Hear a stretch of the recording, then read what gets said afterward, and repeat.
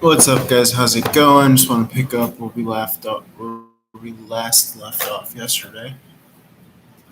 If you guys want to take calls or readings or whatever, you already know the drill.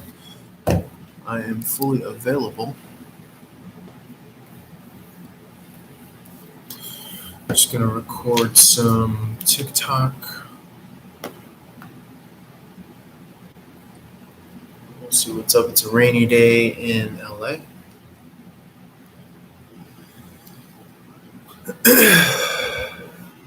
Rainy day.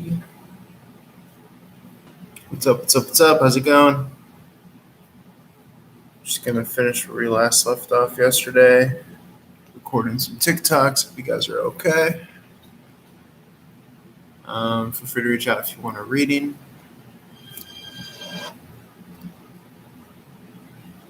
Let's see if we could get this camera set up right. I don't know why the TikTok light is like this bright. It's crazy looking.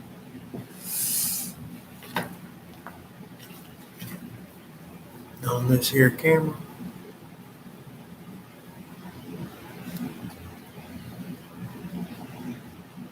Okay. I'm wondering if I want to angle the laptop a little more. Because what I used to do is I used to just tape this sucker right here. Looks like good enough.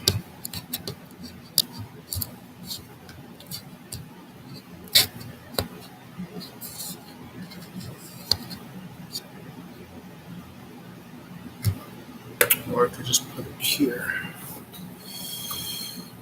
That might be good enough.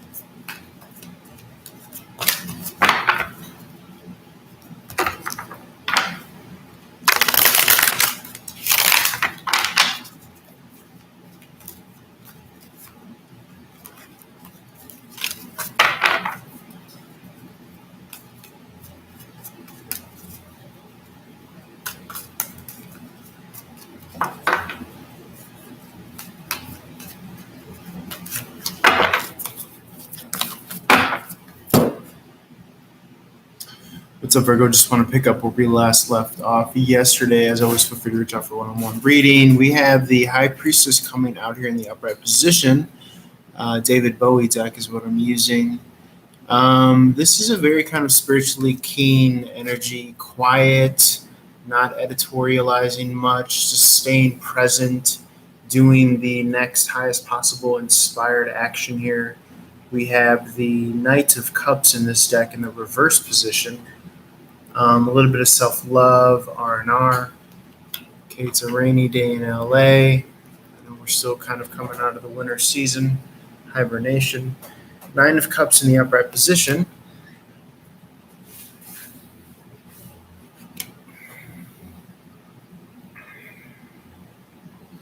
You could be walking away from something emotionally, some sort of setup that you had, something that's incomplete or unfulfilling emotionally.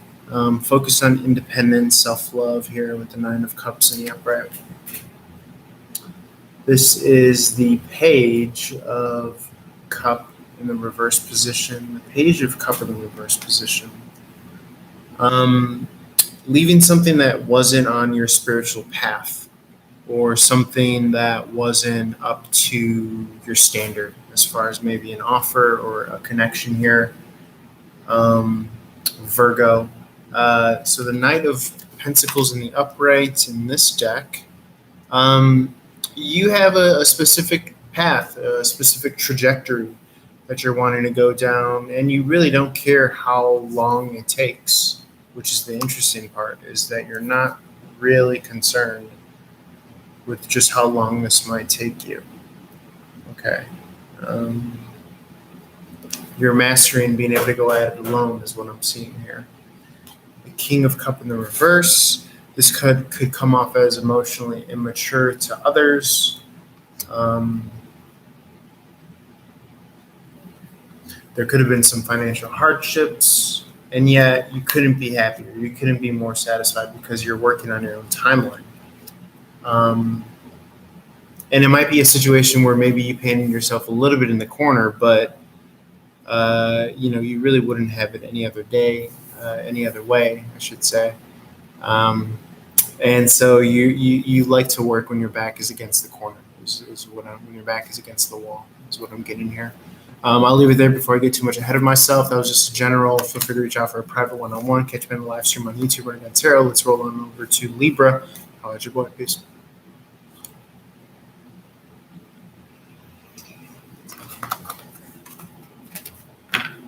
Let's see.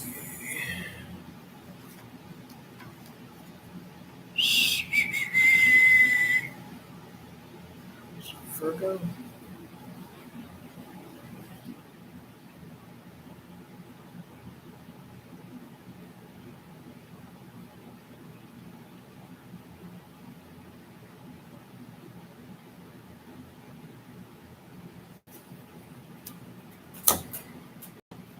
If I can turn the brightness on here.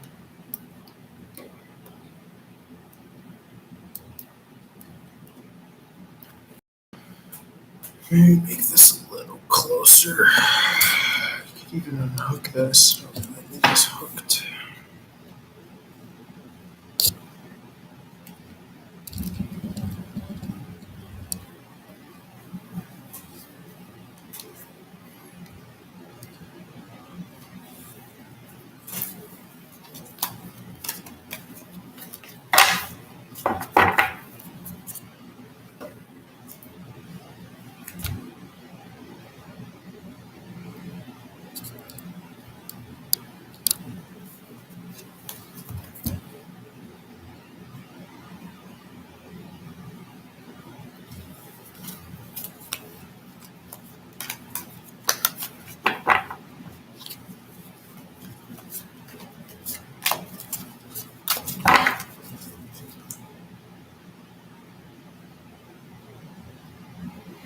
What's up, Libra? Just wanted to do a little bit of a reading for you. Feel free to like, share, follow, comment, subscribe. You have the Four of Wands in the reverse position here. Just take this as a general message if it resonates. This is traditionally an energy of divorce, falling out of union. It could be a lifestyle as well.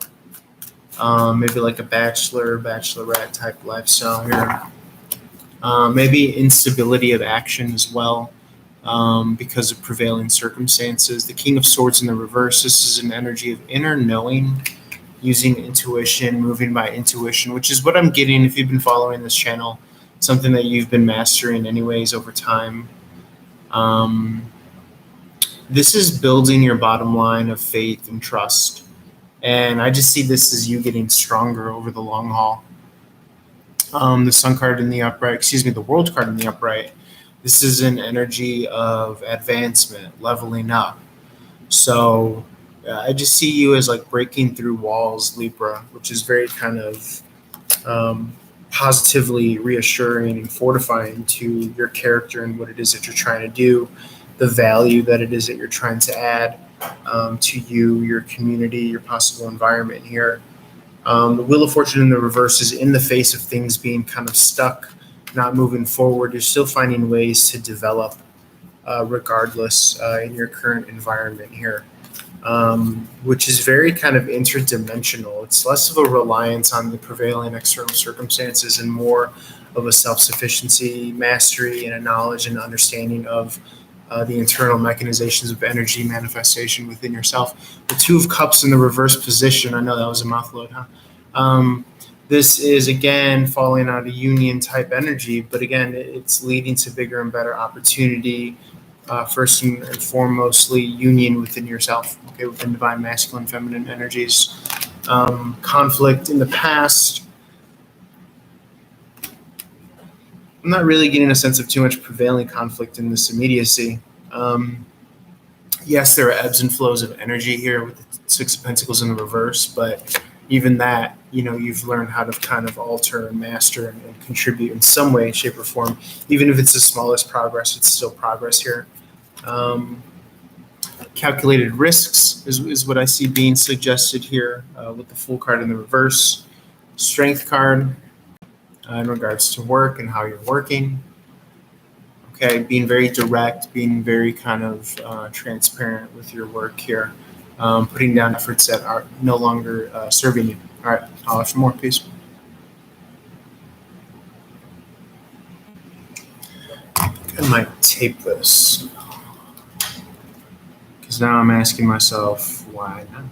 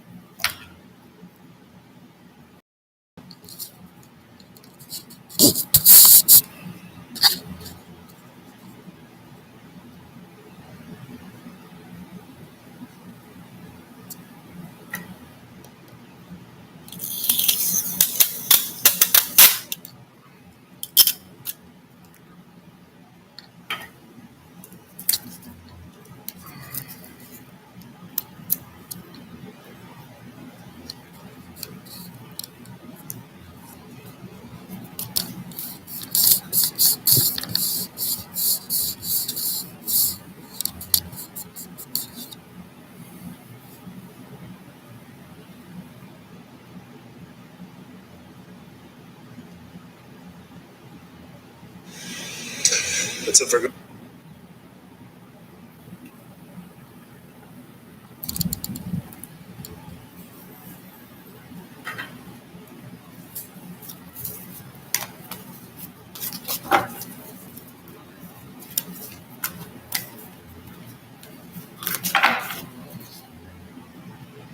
Okay, let's go to Scorpio. I believe we're on. Feel free to reach out for one-on-one reading. Speaking of general messages, if they resonate with you, feel free to take them.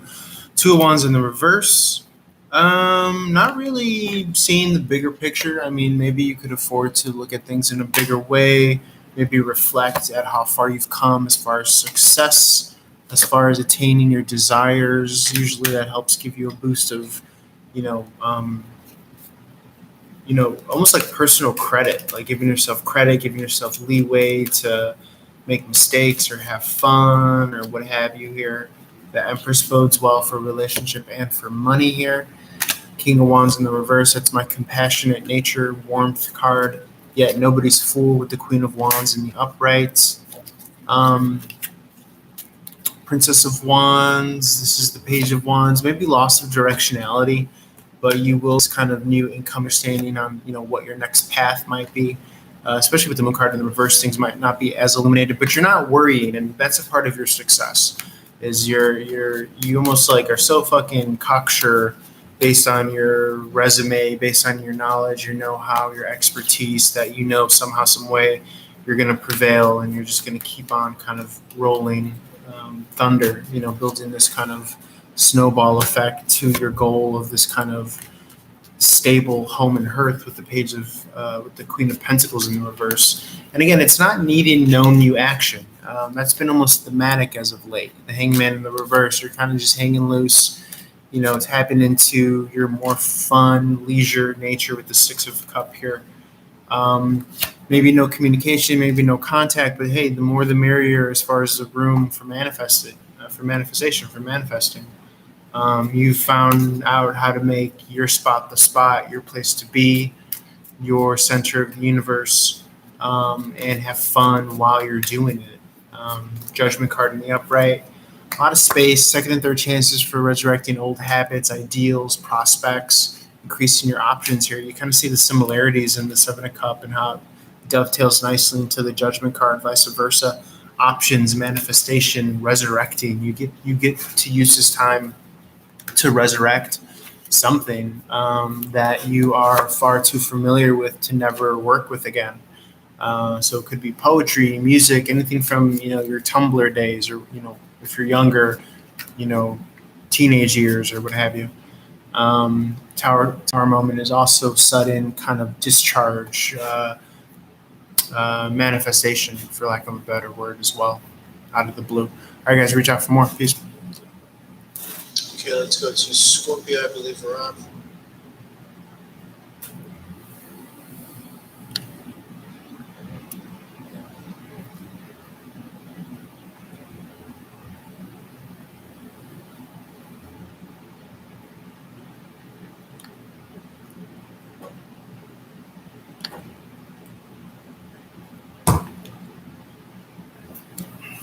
What's up, Sagittarius? Just want to get you a little bit some energies today. Take them if it resonates. Sagittarius, justice in the reverse could feel as though the injustices are prevailing. Ace of Sword, cutting through the nonsense, focusing on your self-love, your self-care. Using this time to rejuvenate and replenish. Okay, leading prosperity, health, and wealth with the King of Pentacles in the upright.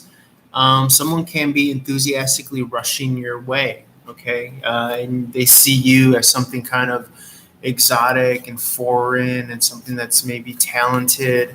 And, they want to either invest in you or be a part of you to some capacity, to some end here. The Hermit has a lot of wisdom. They have a lot of kind of far-reaching experience and expertise as far as just wisdom and general know-how. As far as like the esoteric and the spiritual nature of things is what I'm getting. Someone is kind of enthusiastically rushing towards you. They even may have this kind of physical attraction towards you. Okay. They may even have you on somewhat of a pedestal. They see your external, but they also are getting the benefit of your kind of internal wisdom and knowledge. There's a crossroad decision.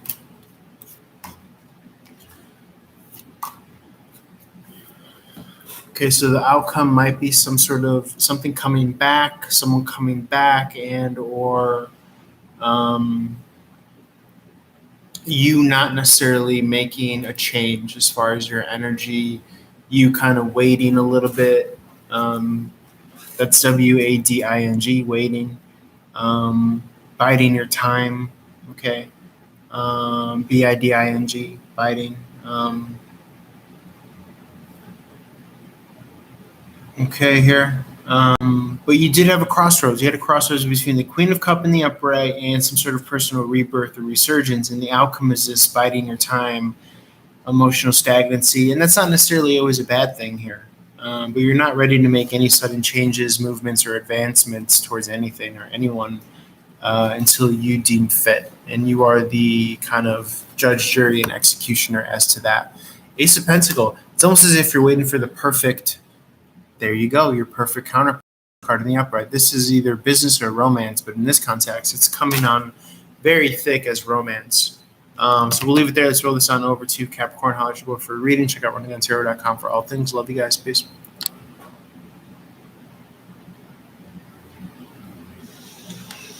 What's up, Zed?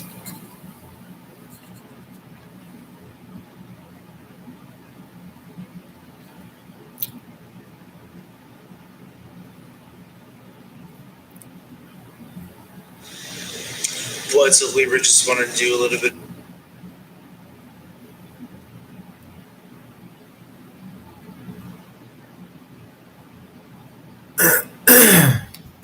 All right, Capricorn. Sagittarius's reading was very interesting. It was very much so reflective of waiting for the perfect time to jump, get involved, leap.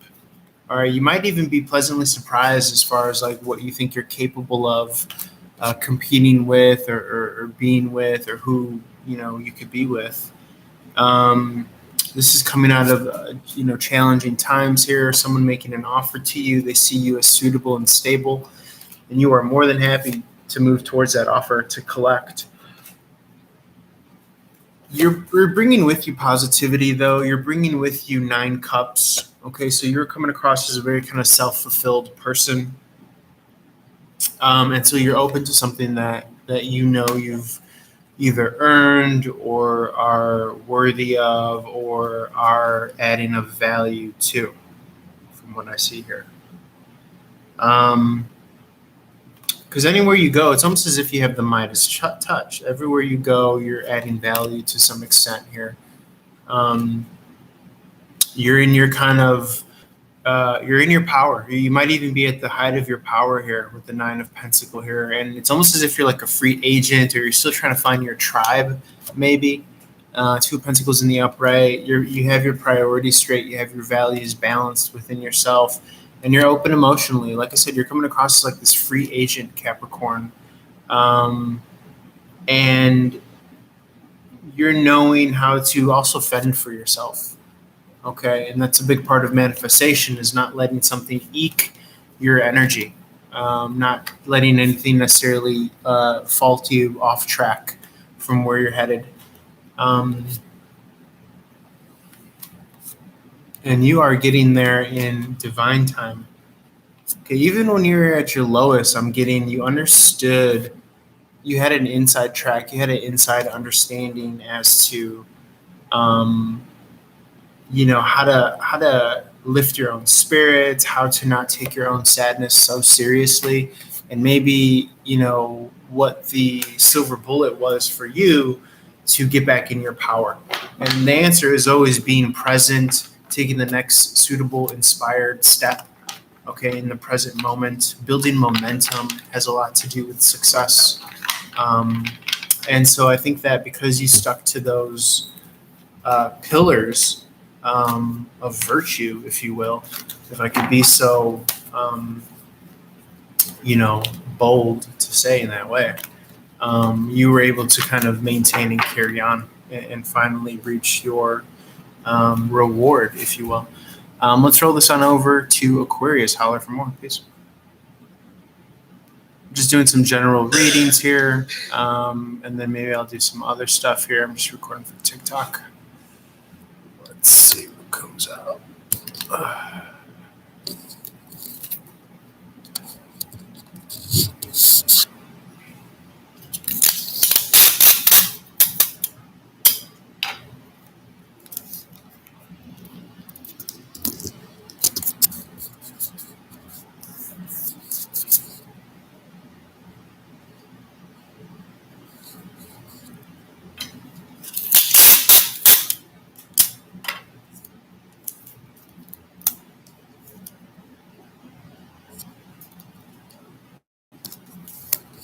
It's true, I do have all this tape here that I could use.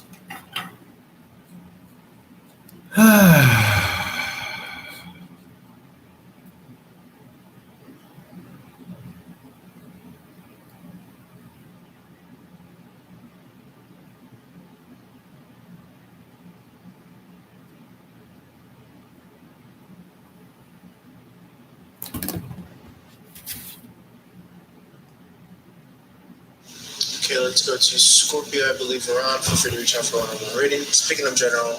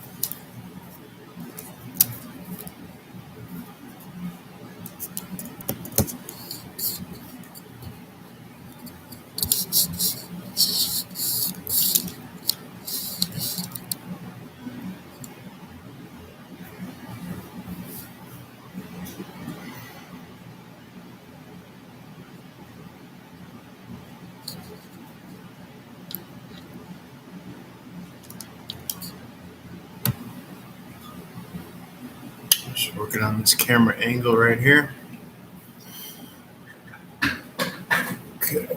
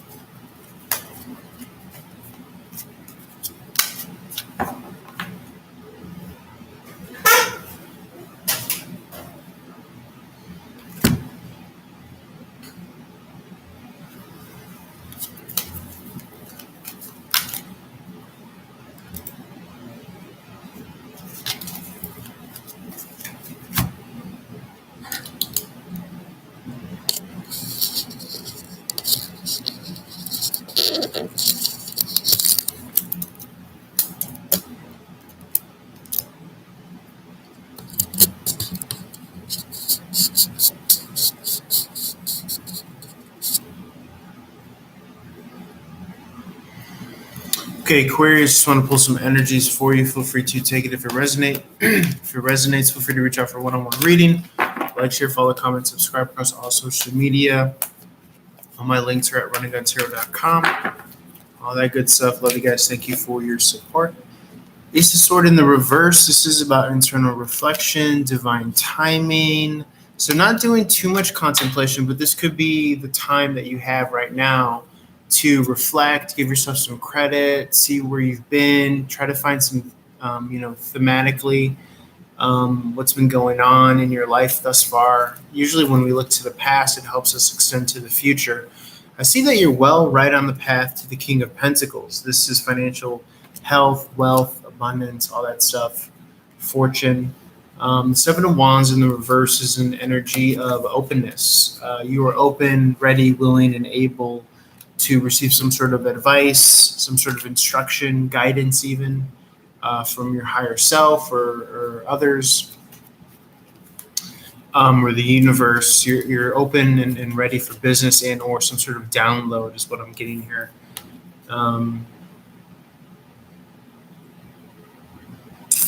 There is some incoming communication coming, maybe even a download.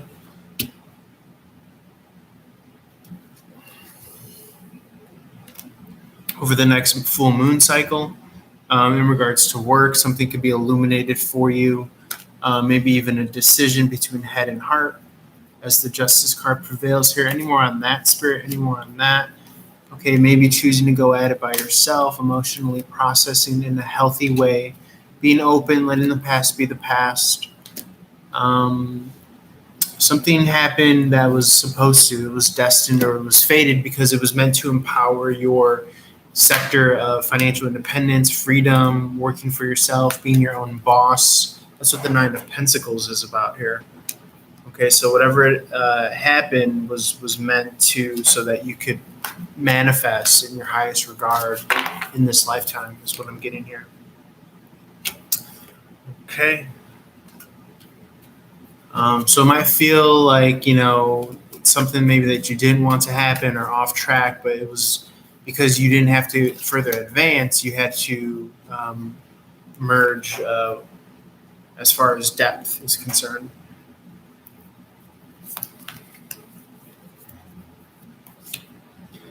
Now, I do keep on seeing this enthusiastic offer coming for you, the Ace of Pentacles here. This has been thematic. Feel free to cross-watch all the readings. So I do see some sort of incoming offer coming and rushing towards you. In the very least, let's roll this over. Okay, Aquarius, just want to pull some energies for you.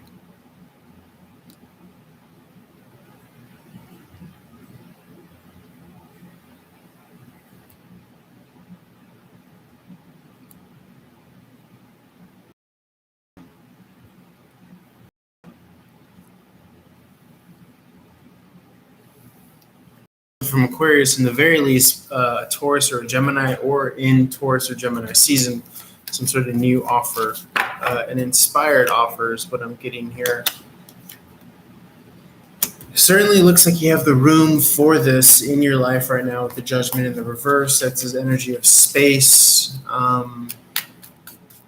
Could be someone that wants to work with you or sees the good work that you've been doing, and you are ready, willing, and able to take on that offer here. It could also incentivize you to leave other work so as to tend to this, something that maybe hasn't been as beneficial to you financially, as a free agent, contractor type energy.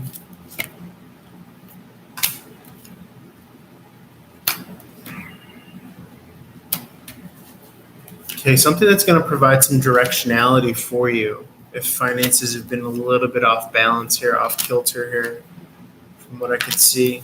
Yeah, this whatever this offer is, it's going to allow you to kind of cultivate something that you've been wanting to. It could be a relationship. It could be something of that nature here.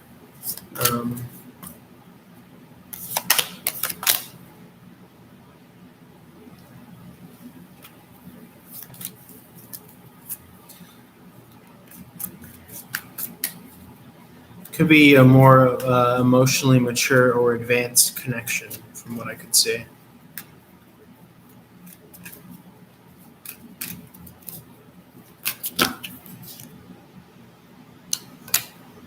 Okay, just a simple reminder that you are gaining progress in leaps and bounds every day. Just make sure not to stare too far away from your meditation, from your getting proper rest, rejuvenation, things of that nature. You don't want to burn yourself out, but I do see the energies of victory and progress here with the Six of Wands in the upright.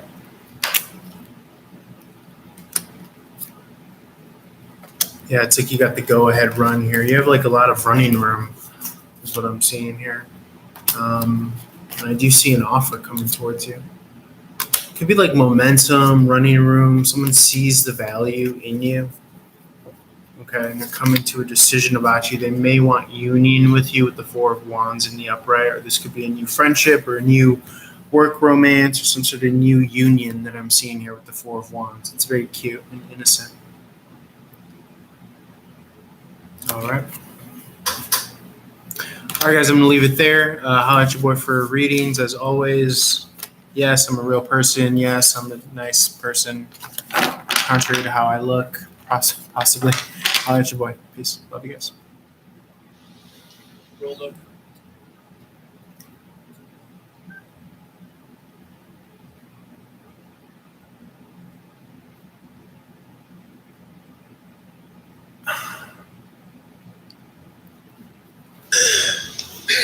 Capricorn. Sagittarius' reading was interesting. It was very much so reflective of waiting for the perfect time to jump, get involved, leap. All right, you might even be pleasantly surprised as far as like what you think you're capable of competing with or being with, or who you could be with. This is coming out of challenging times here. Someone making an offer to you. They see you as suitable and stable. And you are more than happy to move towards that offer to collect. You're bringing with you positivity, though. You're bringing with you 9 cups. Okay, so you're coming across as a very kind of self-fulfilled person. And so you're open to something that you've either earned or are worthy of or are adding a value to, from what I see here. Because anywhere you go, it's almost as if you have the Midas touch. Everywhere you go, you're adding value to some extent here. You're in your kind of You're in your power. You might even be at the height of your power here with the Nine of Pentacles here, and it's almost as if you're like a free agent, or you're still trying to find your tribe, maybe. Two of Pentacles in the upright. You have your priorities straight. You have your values balanced within yourself, and you're open emotionally. Like I said, you're coming across like this free agent Capricorn, um, and you're knowing how to also fend for yourself. Okay, and that's a big part of manifestation is not letting something eke your energy, not letting anything necessarily fault you off track from where you're headed. Um,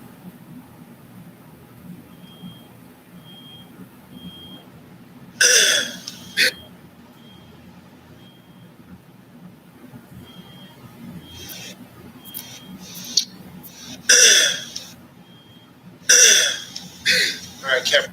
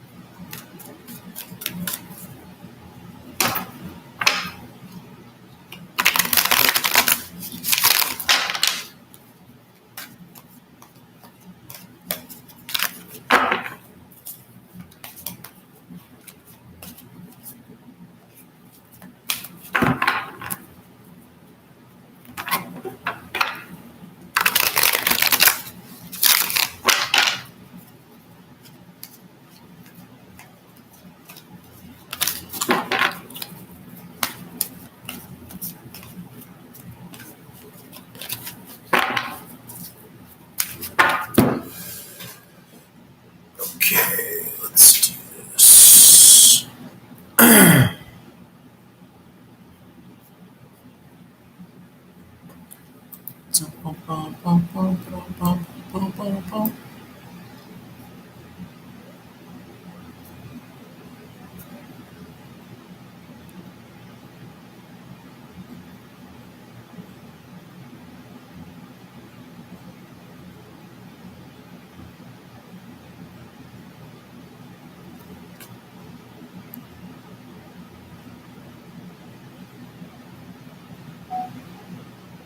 What's up, guys? Just wanted to do an Aries Money March reading. Let's see what comes out for. We started this series with Taurus the other day, so I just kind of want to fall into Aries and see what comes out. As always, I'm available for readings.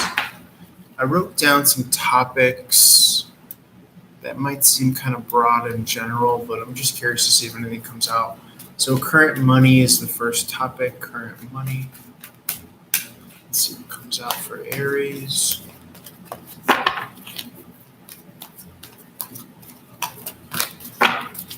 And then feel free to apply this to your first house if you're not an Aries. Queen of Swords in the upright, so being very kind of calculated, very straightforward with money, down to the last penny, almost, or damn near to the last penny, from what I can see here. The Queen of Swords. Maybe using budgets, Excel files, Google files, Google Sheets. Okay, you got the King of Swords here too. So this is a very kind of cool, compelling union here, a tight bond, King and Queen. So you could have even, and that's very surprising for me. You can see it took a second to even for me to kind of put it together, as you rarely see the two come out here. So it must be quite significant here. I'm glad that I'm doing this reading for you in this fashion. So this is very much so an air of like King meets his Queen in regards to business, which is super fun, sexy, exciting. I mean, even if it's a romance at the office, it's still at least a union or some sort of formal connection, a formal casual connection. Because when two souls meet, I mean, it's still pretty cool that, especially if you consider if you're meeting someone from another country or halfway across the world, or in this modern day and age where you can meet with someone like that. I've recently done that in business, and it's actually exciting. It's pretty cool because it's like the Wild West, and it's just funny how certain industries connect you with people the more that you put yourself out there in that respect. And I see that this is kind of what's happening. Somebody may be looking at you as, guidance or guiding, or someone that, they could really learn from, it's kind of beautiful in a way. For the King and the Queen to come out in that fashion. Again, I feel as though that business and money is between them, and not necessarily romance. So this could be a work romance or someone that you meet that eventually could lead to romance. But for this to come out for current money, it's very interesting. I'm also getting, obviously, you have to due diligence of, talking about the masculine, feminine energies within the self and how those are probably on the same page. Okay, not too much woo-woo out there and not too much, nose to the grindstone. It's just kind of like maybe a perfect mix or a balance of complementary energies here is what I'm getting. As far as, so that's current money. Let's see what goes on for assets. Assets is a wide kind of variety. It's a wide domain. Typically, they are that which can generate income for you. Holdings, maybe things that you own, property, businesses. The Ace of Pentacles is a new offer. This is a new opportunity with your assets. Okay, so not necessarily sleeping on that LLC that you created, or maybe there's a business loan that you could take, or maybe something of that nature that you might want to revisit here. But the Ace of Pentacles is definitely a new incoming opportunity. For, again, some sort of asset or something that helps you generate income, which is very cool. The Ace of Pentacles, you could apply this new offer or increase in pay, or this new ability to work, a new opportunity to work accordingly in some way, shape, or form. In fact, it could even have to do with this King and Queen relationship, where this person can help you get the best from your asset, from your holding, from your rental property, from your business, which is very cool. They may even help you, develop your own, corner in whatever kind of industry that you're in, if they have experience that you don't. Let's run along quickly here. I want to keep this fresh and inspired. So let's see what goes on for crypto. And I want to keep it as broad as possible. For crypto, this is definitely an energy of the full card jumping into something. It might be a good time for you to jump back into crypto. I know we hit a bull run with Bitcoin at the time of this recording. It's around the 14th of March. And so it might be good to just have it little monies in the game with crypto, even if you're not initiated as far as the ins and outs of it. Bitcoin never hurt nobody. Unless of course you lost a bunch of money. But point being is that when you invest a little bit here and there, chances are it'll grow for you. So conservative, still taking a fun chance here. Stocks. Let's see what comes out for stocks here. I'm currently out of the market, but yeah, it's more of a lifestyle. It's more of a surplus lifestyle. I'll be honest. 10 of Wands in the reverse is that energy in this deck. More of a lifestyle. So if you have a surplus of funds, I always advise to put monies in an index fund, S&P 500, and just let it grow. They say that it's rare that anyone beats the market just by day-to-day trades, but who am I to say that? So let's go for career really quick. Anything interesting that wants to come out for career, Spirit? Okay, King of Pentacle in the upright. That is very interesting to come out for career. For this to be a money reading and a King of Pentacle to come out, to me, this is like staying power. This is you definitely have yourself kind of screwed into the side of the mountain, so to speak. You have your foothold wherever it is where you are and whatever it is that you're doing at this moment, which is very cool. I'm looking and I'm liking. Let's see, anything else for generating income at this time? Anything else for generating income at this time, Spirit?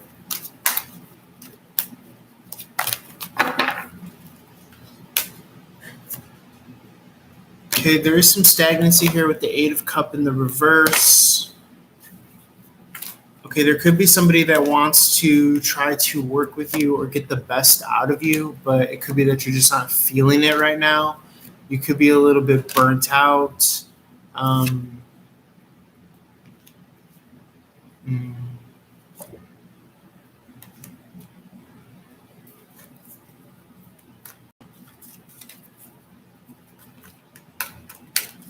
I think you're having to be patient with this person, okay? I think you're having to be patient with this person. You might have some more experience than they do. They could tend to be kind of more overthinking and less experienced, whereas you are just kind of calm and chill. I think you're looking at this more so like the long term. Even though the Queen of Pentacles, this is kind of discomfort. Financially, I still think that you're on track. You're on the right trajectory because that King of Pentacle came out with your career. So I'm looking and I'm liking. Anything for debt, Spirit. Okay, Six of Pentacles in the upright. You're manifesting ways to pay. Okay, you're getting by in this lifestyle. You're not too concerned about it. You have a depth of solace, peace. You have like a reservoir and a track record of proving to be able to kind of get out of certain positions is what I'm getting here. There's always something that comes through in a pinch for you. And you're starting to get that to the extent that you're not going to worry it. You're not going to overthink it. Okay. You're just going to be smarter each month and take action when it's appropriate. As far as bills, let's see what comes out for bills. Everybody got bills, right? Hopefully the dollar bills. But we're talking about, day in and day out things that you got to pay. Let's see. Yeah, you're seeing the light at the end of the tunnel. You're making slow advances in progress to, the ability to manage maybe what you have on your plate here. And you're taking mature steps and approaches to do so. You're not necessarily getting bogged down or confused, or like I said, you could be using Excel spreadsheets, Google Sheets, budgeting. You might have a non-traditional approach to your debt and to your bills, but nonetheless, Nine of Pentacles in the upright, you have the spirit of that who is financially free and independent. So I think that Maybe any other person would get overwhelmed in your position, but you are sticking to what is tried and true and to what you know, which is helping you navigate your current position here. Okay. Yeah, the emperor is in your power. Okay, I'm not mad at that. I'm not mad at leaving on that note with the emperor in the upright. Let's see. Do I want to do anything else for Aries money March? Let's see. What's like the most like exciting thing that you could share with us as far as like manifesting on our highest timeline and all that good stuff, Spirit? Because I know I'm going to ask about this. We want that, monetary windfall. We want that kind of big daddy pentacle.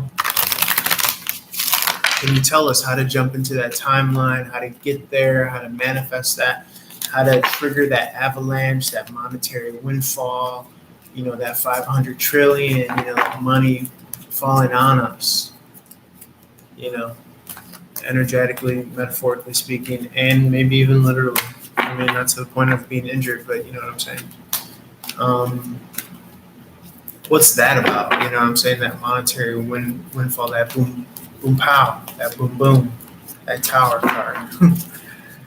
That Uranus Taurus.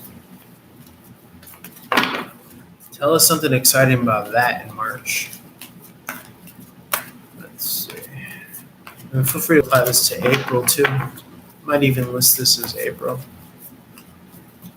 But March, April. Okay, High Priestess in the reverse.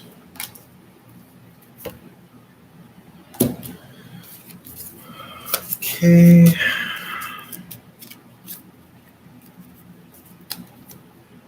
Sometimes you could feel let down, possibly even by the industry that you're in. I know that's normal. Okay, therefore you need to be kind of cognizant of replenishing.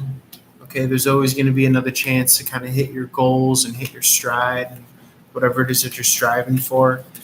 You're coming across as like a leader in the industry. Okay, the kings are coming out here. So you're coming out as, hey, look, this isn't over until it's over. This isn't over until I've received what it is that I'm looking for here, financially speaking. Okay. And I think that you're ready and willing to travel and compete and fight for it. And I think that you have a proven track record of success and victory, even in the face of immaturity or, what have you. Ten of Cups in the upright is happiness that comes from within, and I think that that's what's calling. I think this is a time period for you calling in your tribe, you calling in the people that you're meant to work with. Okay. And you may be opening up a little bit more in regards to that. But let's keep on talking, Spirit. Talk to me.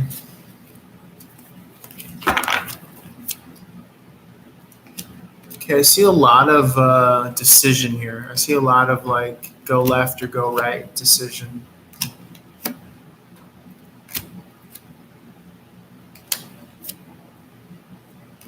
Okay.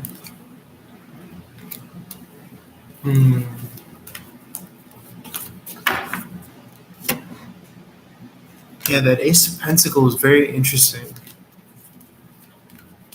Because it's almost as if there could be an offer that like frees you from your current position, or maybe you feel as though that things aren't advancing the way you would want them to be.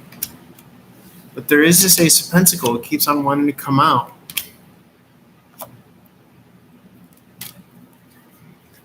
Could be from this Queen of Swords here. Okay, this Queen of Swords can offer you something, I'm getting.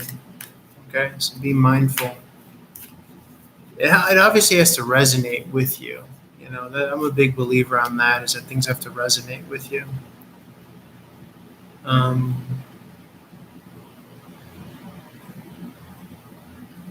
Okay.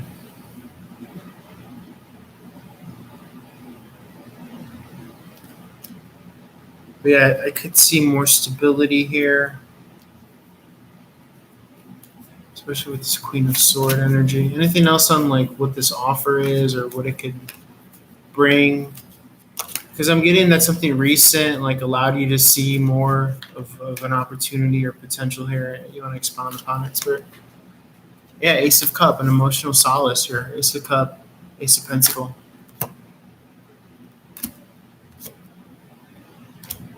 Okay, so be open, be receptive. As much as it's aligned with you. Okay, I think this person is here to help. They're here to help, make money with you. And even though you're probably a little burnt out, this person is here for those purposes to connect with you and to try to, get the best possible product from you is what I'm getting here. Okay, which is very cool. So we'll leave it at that, and then maybe we could jump over to like a Gemini money reading for March, April. All right, guys. As always, available for you. I'll let you boy, please.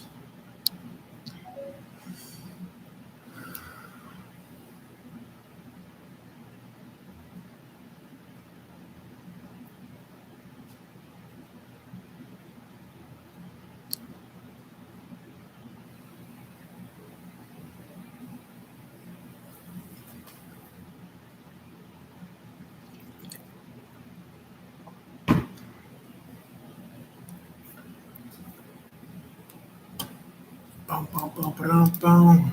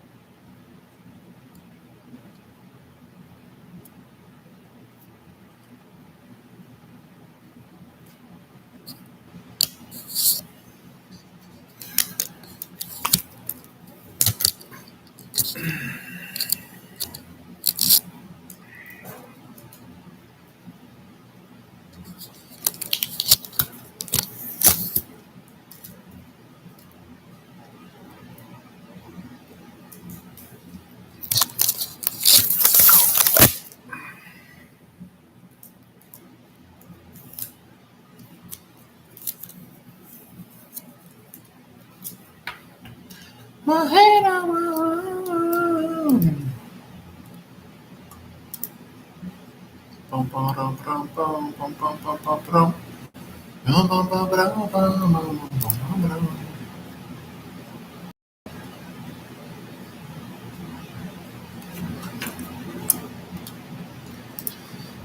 I think we could answer some questions.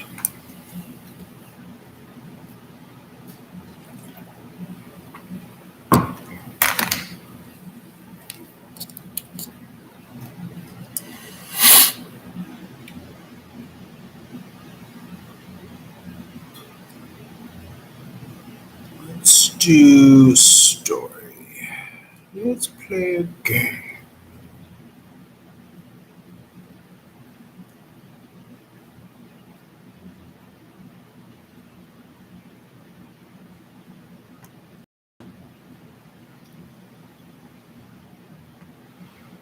Starts with one. 110. I don't know why it doesn't even matter. I to try keep that in mind. I design this rhyme to explain it to time. All I know, time is a bad thing. She check out the crime. Things aren't what they were before. You wouldn't even recognize me anymore. Not that you knew me back then, but it all comes back true, baby.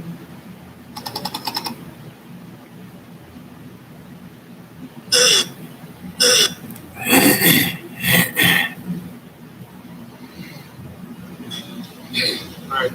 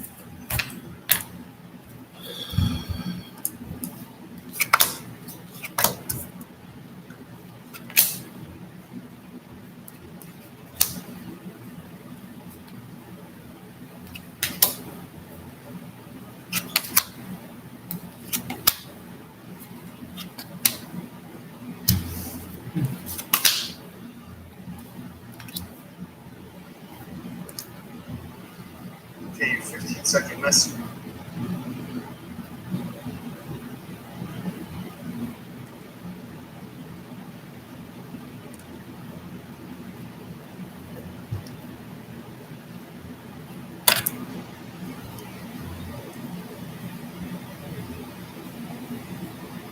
Okay, let's get a quick story for you. Um, I'll just get to the good stuff. I see the Empress here with the Ace of Pentacle. This is an offer or something. She always bodes well for love, romance, finance. She's powered by Venus, so that's that planet's sector. Taurus, Libra energy as well. Those respective houses, but something that's going to help you come out of conflict. I think in the meanwhile, a lot of internal alchemy, self love, self care, things of that nature. How much time do I got? Okay, let's keep going. Yeah, anything else? Anything else? I'm never sure how much time I got. Fuck this app. We'll get to that later. Let me leave it here. Being emotionally receptive and open, guidance and direction being provided from the Empress. Hot for more peace. Okay, let's get a quick story for you. I'll just get to the good stuff. I see the Empress here with the Ace of Pentacle. This is an offer or something. She always bodes well for love, romance, finance.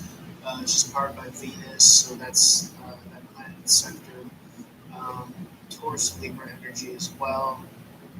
Those respective houses, but something that's going to help you come out of conflict. I think in the meanwhile, a lot of internal alchemy, self love, self care, things of that nature.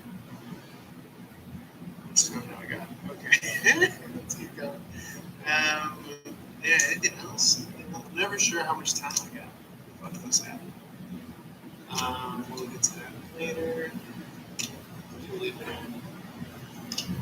emotionally receptive and open, guidance and direction being provided from that. Okay, let's get a quick story for you.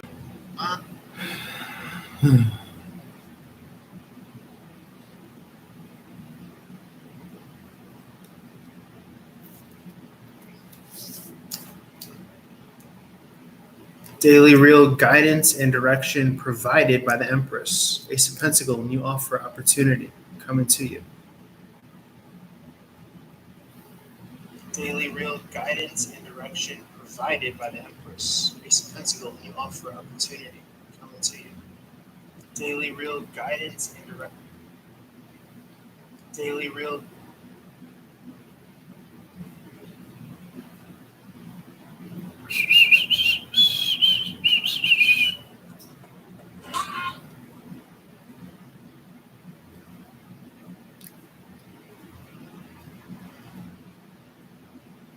First. All right, Capricorn. Sagittarius' reading was.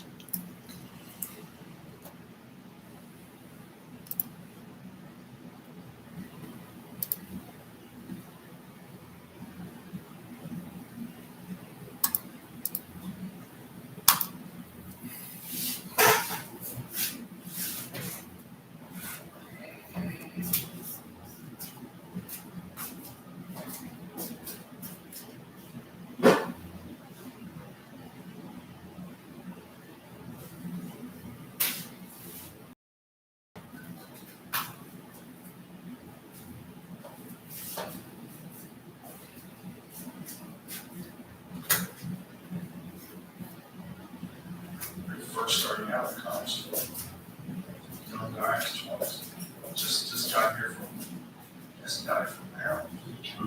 Where's that? Kill that? What is that? I don't kill. Los Sundays? Yeah. Put it in there, sir. I love art. I miss Joey. Yeah, it's Joey too. You gotta find Joey out for this club. He's still on that. I know he's doing some stand-up in Jersey. Really? Yeah, it's the same thing that I was saying about Tito, but you gotta try. Like, when you're alone by yourself in some city, even if you're doing stand-up, it's like you're missing the hang. It's a big part of what we do is the hang.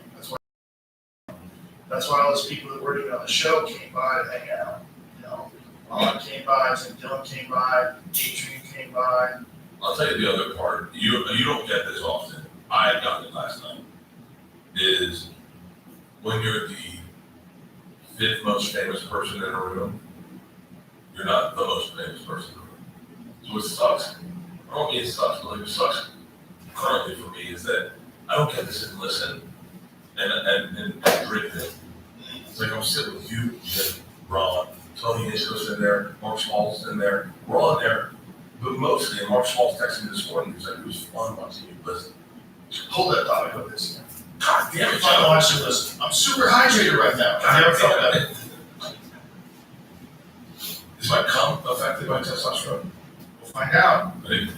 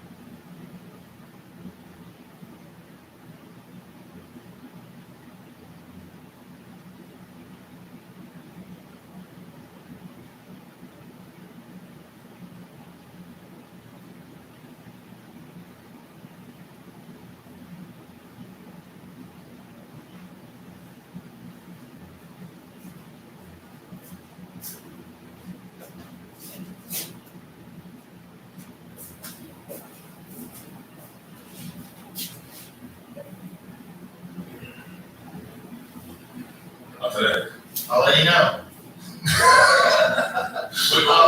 You were talking about being, that you were listening, because it was just such a hang. Oh, so fucking There's so many people. I get stuck in rooms.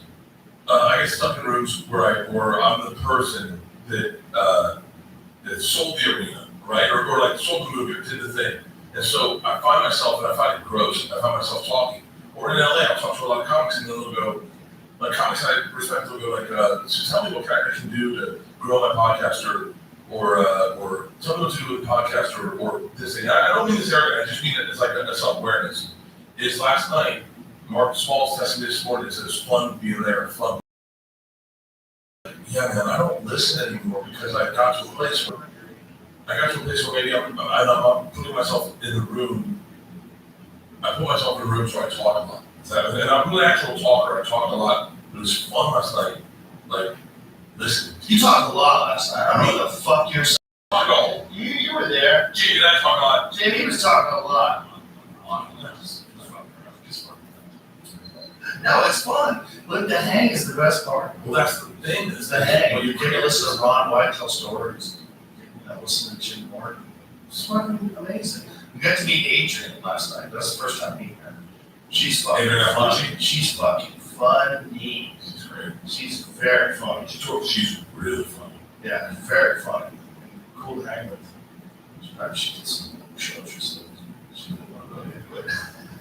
Are there what shows? I don't know. It's South by Southwest. You know, like you're connected to a lot of tech people and very strange entertainment people. It's like you're dealing with people that clap for Will Smith won an Oscar. It's like the same. Those people, just like untethered humans, non-artists. Just untethered non-artists. I had a dude come on my podcast, and I said something horrible. He laughed. It was bad. He laughed. We all laughed. There's like, you take off, you laugh. That's not how that works. I took it out. I took it out. Tell them, I want to feel comfortable. That's fucked up. That's when you start. There's the beauty of that. I know I told you to watch Georgia. George is my girl. So George Mountain girl, full of my shirt. They all know Joey is Uncle Joe, like a legit Uncle Joe. Every Easter, every Christmas, every time he had a barbecue, he came home with his wife and his daughter. They only know him as Uncle Joe, like a legit Uncle Joe. Right. So he just goes on stage and does Joe, like aggressive. I mean, I'm talking. Yeah. And Georgia, I watch her, put her hand around. I didn't even laugh at that. That's your uncle over there. Like that's who he is, that's who you love. But more importantly, laughter's, you can't. It makes you laugh, but that's the surprise of laughter, the beauty of laughter. Yeah.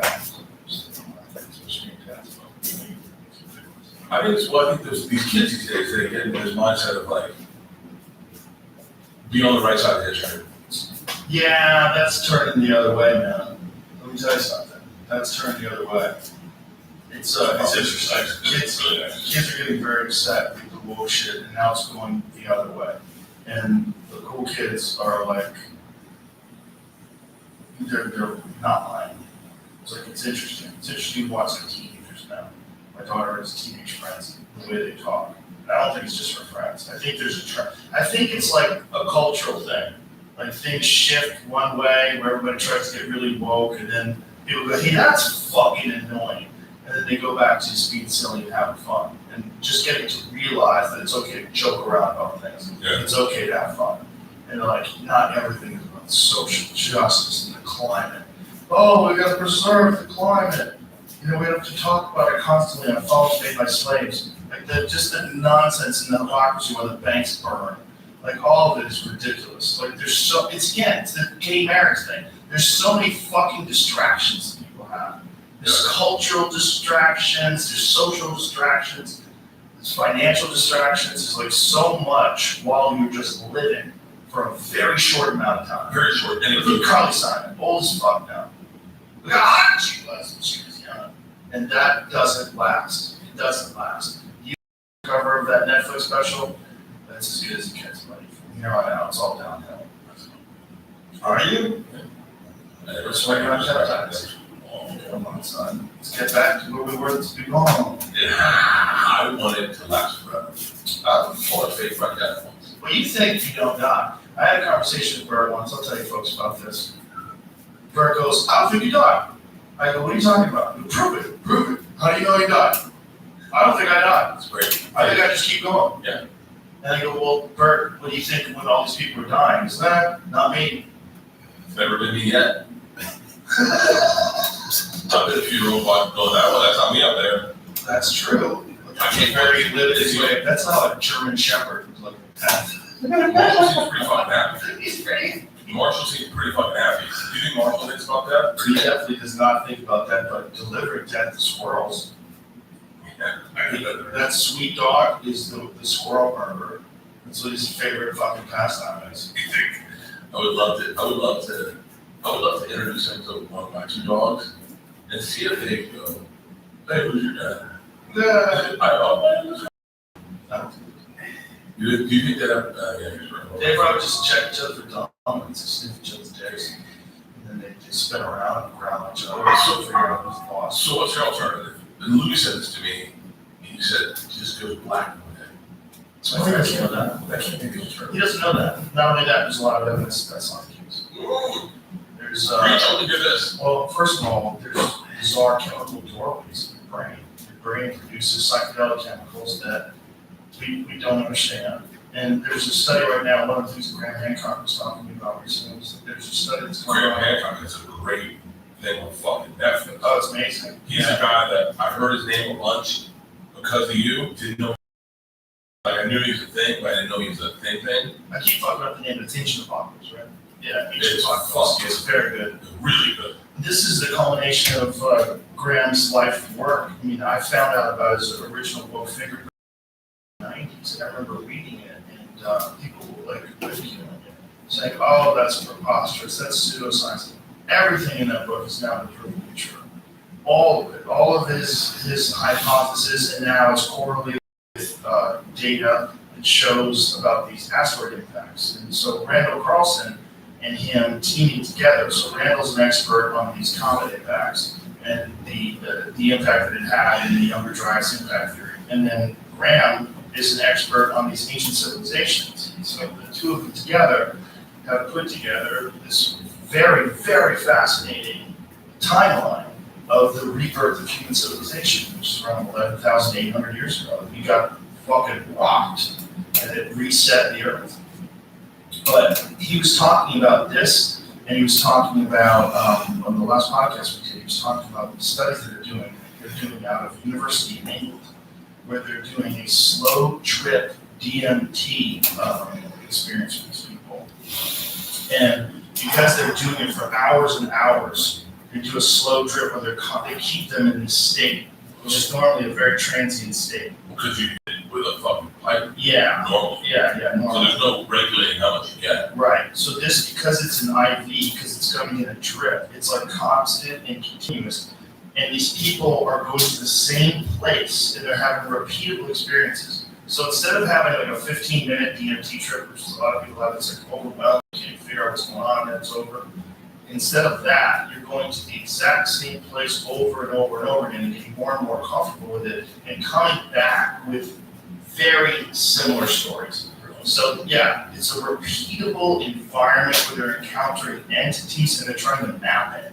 So these people are doing these long-term studies with long-term experiments, meaning like not a 15-minute term, but like not a 15-minute trip, but multiple hours at a time. And they're coming back with like a map of the territory. So this is the concept.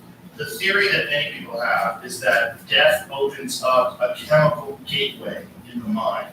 And that chemical gateway takes whatever the soul is, whatever consciousness is, and transports it into this new realm. It allows you, your conscious mind, to access this new realm, which is available to you upon death.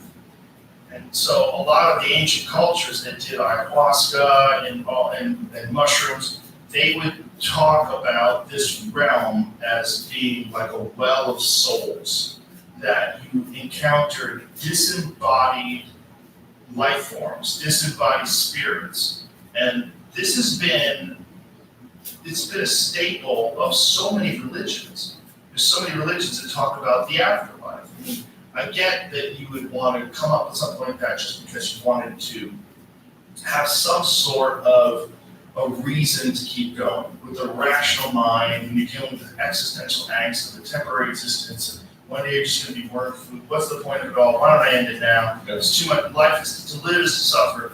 No, there's something waiting for you when it's over. And this is like, that's the carrot at the end of the stick. So a lot of people think, well, I'm too smart for that fucking carrot. Like, no. Life is suffering. Life is pointless. And You do it like that. it's like, what can you do? So it's like this romantic notion that some people have that to end this depressing thinking is like, just do it, just to end your own life is the best way to just get through this. But they don't know.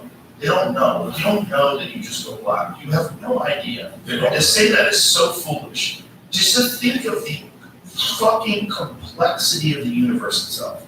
Just the vast scope of it. And now with this James Webb telescope, they're starting to like look at galaxies that don't even make sense. Like, how is this galaxy so formed and it's so far away? Like, is the universe older than we think it is? Like, there's all this new speculation now because of new data. To think that you know what happens to you in time. You cannot know. This I think close mind. In fact, now I'm feeling better about myself. Yeah, to be clear, I don't think it ends. I don't think it ends either. I just don't think it ever ends. I think the real fear is not that it doesn't end. The real fear is that it never ends. The real, like, imagine being able to live your life over and over and over and over and over and over and over and over and over again. Forever. Could you do it? Doesn't that a freak out? Isn't it interesting? Listen to this. Last night, didn't have a great time. Hadn't seen him forever. We hugged, dude, what's up? Had a couple of cocktails. And for me, I'm a manager or something. I'm like walking around, eating, performing. I just got to hang out. Okay, no, this is true. And have I was like, have a nice dinner. When you want to do that for a Yeah. but can you? This is about a man, like for some people, that makes them freak out. This idea that you would live your life, the life that you have right now, forever. And you just keep going back and doing it all again. Until you get it right. I had a dream one time that I went back in time to college. I traveled in time.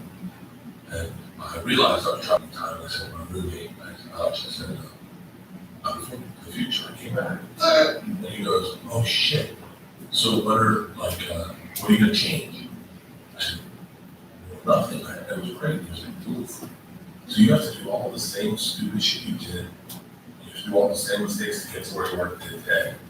I was like, oh fuck. I don't get to go back in time and fuck more shit. I don't the same shit. I was like, God damn. And then that was it. Imagine if you just have the exact same experiences over and over again. Just you figure out how to make better decisions each time. Maybe that's the wisdom of an old soul. Yeah, but it's like Grandpa's Day. Grandpa's Day, he ends up happy. But if he ends up happy, Yeah, but nobody he ends up happy in the movie because he was unhappy in real life. Right. I'm happy in real life, so in order to be happy in real life, I have to make the same mundane choices every single day. But are they mundane? No, I mean, no. It's not that they're mundane. You're always, if you're trying to be better at anything in life, you're always trying to think, why did I do that? Or why should I have done this? But Why did I tweet it or name that way? But I couldn't have started saying earlier, which I think in hindsight I would love to have started saying earlier, but I would have had a meeting and started at 26. Yeah, but why? Why not? But then you have 26 years of life before you start, which is probably better. Which I was think that? my first few years of stand-up were nonsense. I'm very lucky that I was I was able an to idiot. stand up later in life. I'm glad that I got success later in life. I'm glad everything happened to me when it did. But I do wonder, like those chances you didn't take, that you go, I wonder what would have happened. Yeah. I wouldn't. If you want to get to where you are today, you gotta make the same choices. Yes. One of my regrets, and obviously not because it's not a regret. So I'm happy where I am today. But I would love to have worked at the comedy store. I remember telling you this one time. That's a doorman? No, I would love to have, not just but I would like to have tried, put myself out there and try and get past the comedy store earlier in life. I remember saying this to you, and I don't know if you remember this. We were both drunk, we were out on the patio at the store, and you said, yeah, we wouldn't be friends. I said, really? Yeah, I don't think don't think we would have been friends. And I thought to myself, we wouldn't have been. So I would have gotten involved with Coke. I know I would have. I would have gotten involved with Coke. I would have never met Leanne. I would have never had kids. I would have never become who I was to be the guy. Why did I say we would never be friends? Uh, I think you probably remember. no, I'm not misremembering it. I'm not going to tell you where you were sitting. Maybe I was joking. No, It doesn't seem like I would say it that way. I took it as you were answering. Had I started the comedy store, I would have gotten involved in probably the wrong side of town. I might have. I know I would have gotten involved in Coke. I love Coke. Yeah. So what? So did Joey. Yeah, but I don't think I would. I don't know if I have that. I don't have. Joey's got the open gene, where he can go through the shit and come out on the other side. Lose small at 13, and come out with it. Well, Joey, he also not like friends. You know, like when Joey was in the cocaine days, that's when I started taking extra opening acts on the road in case Joey didn't show up. It was like how Ari got a job, because I used to have this one guy that would take a roadie, and then Joey didn't show up sometimes, and so I said, okay, I gotta bring someone else. So if Joey shows up, it's a 3-man show. If Joey doesn't show up, it's just me and Ari. That's how Ari started going on the road with me. I had to eat mushrooms one night. It was like a big radio show. It was fucking good, Joey. And it was I apologize, Joey, if I'm misremembering this. Joey's the first one started handing out mushrooms. Yeah, that sounds like Joey. Why would you misremember? I'm careful with the stories I tell about people these days. Oh, yeah. And so, 4 in the morning, water plugs, and someone opens my curtain. They're like, "Hey, the mushrooms didn't kick in with Joey. It's time to pull a car over." And I shut my curtain. I go, "I am not the one dealing with Joey." So you guys were in the bus? The bus. And Joey wanted to pull the bus over? We did pull the bus over. And we pulled the bus over. He's laying out in the grass, staring at the sky. Bro, get the cocksucker. I'm not in this bus. He goes up my driver, Ron. Wrong day, cocksucker. I'm not on this bus. I gotta get the fuck out of here, bro, Crutcher. This isn't happening. We're gonna give me a hotel room. So we pulled the bus over, we found the hotel room, got a ride to the venue the next day. How far was the venue from where you're driving? Joe, I could not tell you. How many hours were you in We usually drive 6 hours a night. 4 hours So a night. he pulls over in the middle of the drive Yeah. and says, no, I'm on mushrooms, get me a hotel room. Mushrooms in a bump, and I think he was making a motion sick. Oh, Jesus Christ. And he's on mushrooms, and he's got a sleep apnea machine. You ever see that Chris Pratt movie where he sits in the time capsule and they go to space and it is open early? Yeah. Joey's open early. I think the bus would be fun in between hotels. I do not think sleeping on the bus would be fun, because sleep is very important. I value sleep. I You're value right. restorative sleep. You're right. It's not good for sleep. No, but and if you're doing a lot of shows and you're partying and you're not getting sleep, that's a recipe for disaster. You love it, Joe Rogan. You loved it. No, Joe, you and I are different things. Different things. there's so many similarities. There's a lot of similarities, but we're different things in terms of like how we take care of our physical vehicle. Yeah, but you're trying to do it now. I've always done it. Since I was 15. Do you take days off working out? Yeah, Okay. yeah, I take a day off every now and I then. take a day off. Yeah. Sometimes I just decide if I don't feel good, but I know if I'm being a pussy, you know. And one of the ways I know is how tired I get in the sauna, which is interesting. You know, when I get really tired in the sauna, I know what's going on. I don't get tired until I get like, I can feel it. I can feel it going. I don't care how much more. Yeah, I'm not tired though. it's struggle, whatever it is. It's that's how I know. It's one of the ways that I know that I'm feeling bad, other than working out. Like when I'm working out, I can tell. Like in the middle of COVID, like my whole family had COVID. One daughter got it first, and my wife got it, and then my second daughter got it, and I never got it.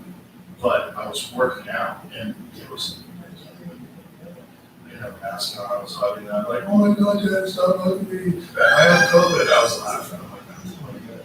But I went to work out, and when I was working out, it was interesting because I work out so much. I was doing this, I have this circuit that I do with kettlebells, and I started the circuit, and I do a warm up where I just warm up with 35-pound swings.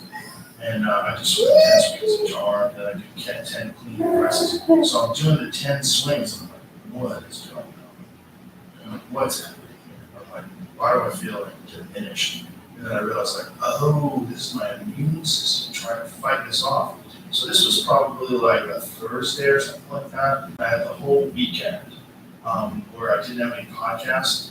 So I was wondering, I was like, okay, when I get tested on Monday morning, I wonder if I'm going to be positive. This is interesting. Never got it. But I knew it was coming because of the way I felt working out. I was like, I knew it was on the back door, but I got a bunch of vitamins. So I did the vitamin IV drip, I did an NAD drip, I never got it. But that same feeling, if I get that now, I know I never push through. Never push through. Really? Yeah, because I know when I'm being a bitch, and I know when something's wrong. And that was, when I was doing the swings, I was like, something's wrong. Like you know your body like that. Yeah, I was like, something's off here. But it's because I take care of it, that's it. So like when I get in the sauna, that's how I know if I'm run down. When I get in the sauna and like, I'm looking at my watch like 15 minutes, and I'm like, fuck, those last 5 were rough. That's when I know, like, I'm worn out right now. Maybe we go real light today. If I work out, maybe take it easy. I've had COVID, I think 6 times. So, I think 7. Well, so I'm always, I just said 7. I've had it every time you can get it. And I can tell you what I think. I can tell you what I mean, I should be a doctor now. I can tell you when I get COVID. I can tell you what it feels like. don't you think some of that has to do with this schedule that we were just talking about, like being on the tour bus, not getting good sleep, drinking all the time, traveling from city to city? Like that? Oh, it's entirely based on, so the last time I had COVID was when I take my special. And they were testing every day, and I could feel myself getting sick, but I wasn't partying. Also, I didn't party, I'm so ready to party up until my special. I gave myself my birthday weekend, right? But I didn't party until I shot my special. So I know I look fat in the special, but I look better than I look today, so I look good, and I look jacked, I look fucking lucky. And so, they were testing up until the day of the special, and I remember just saying to my assistant, Pete, I was like, he thought he was getting sick. I go, man, don't test it. Fucking stay away.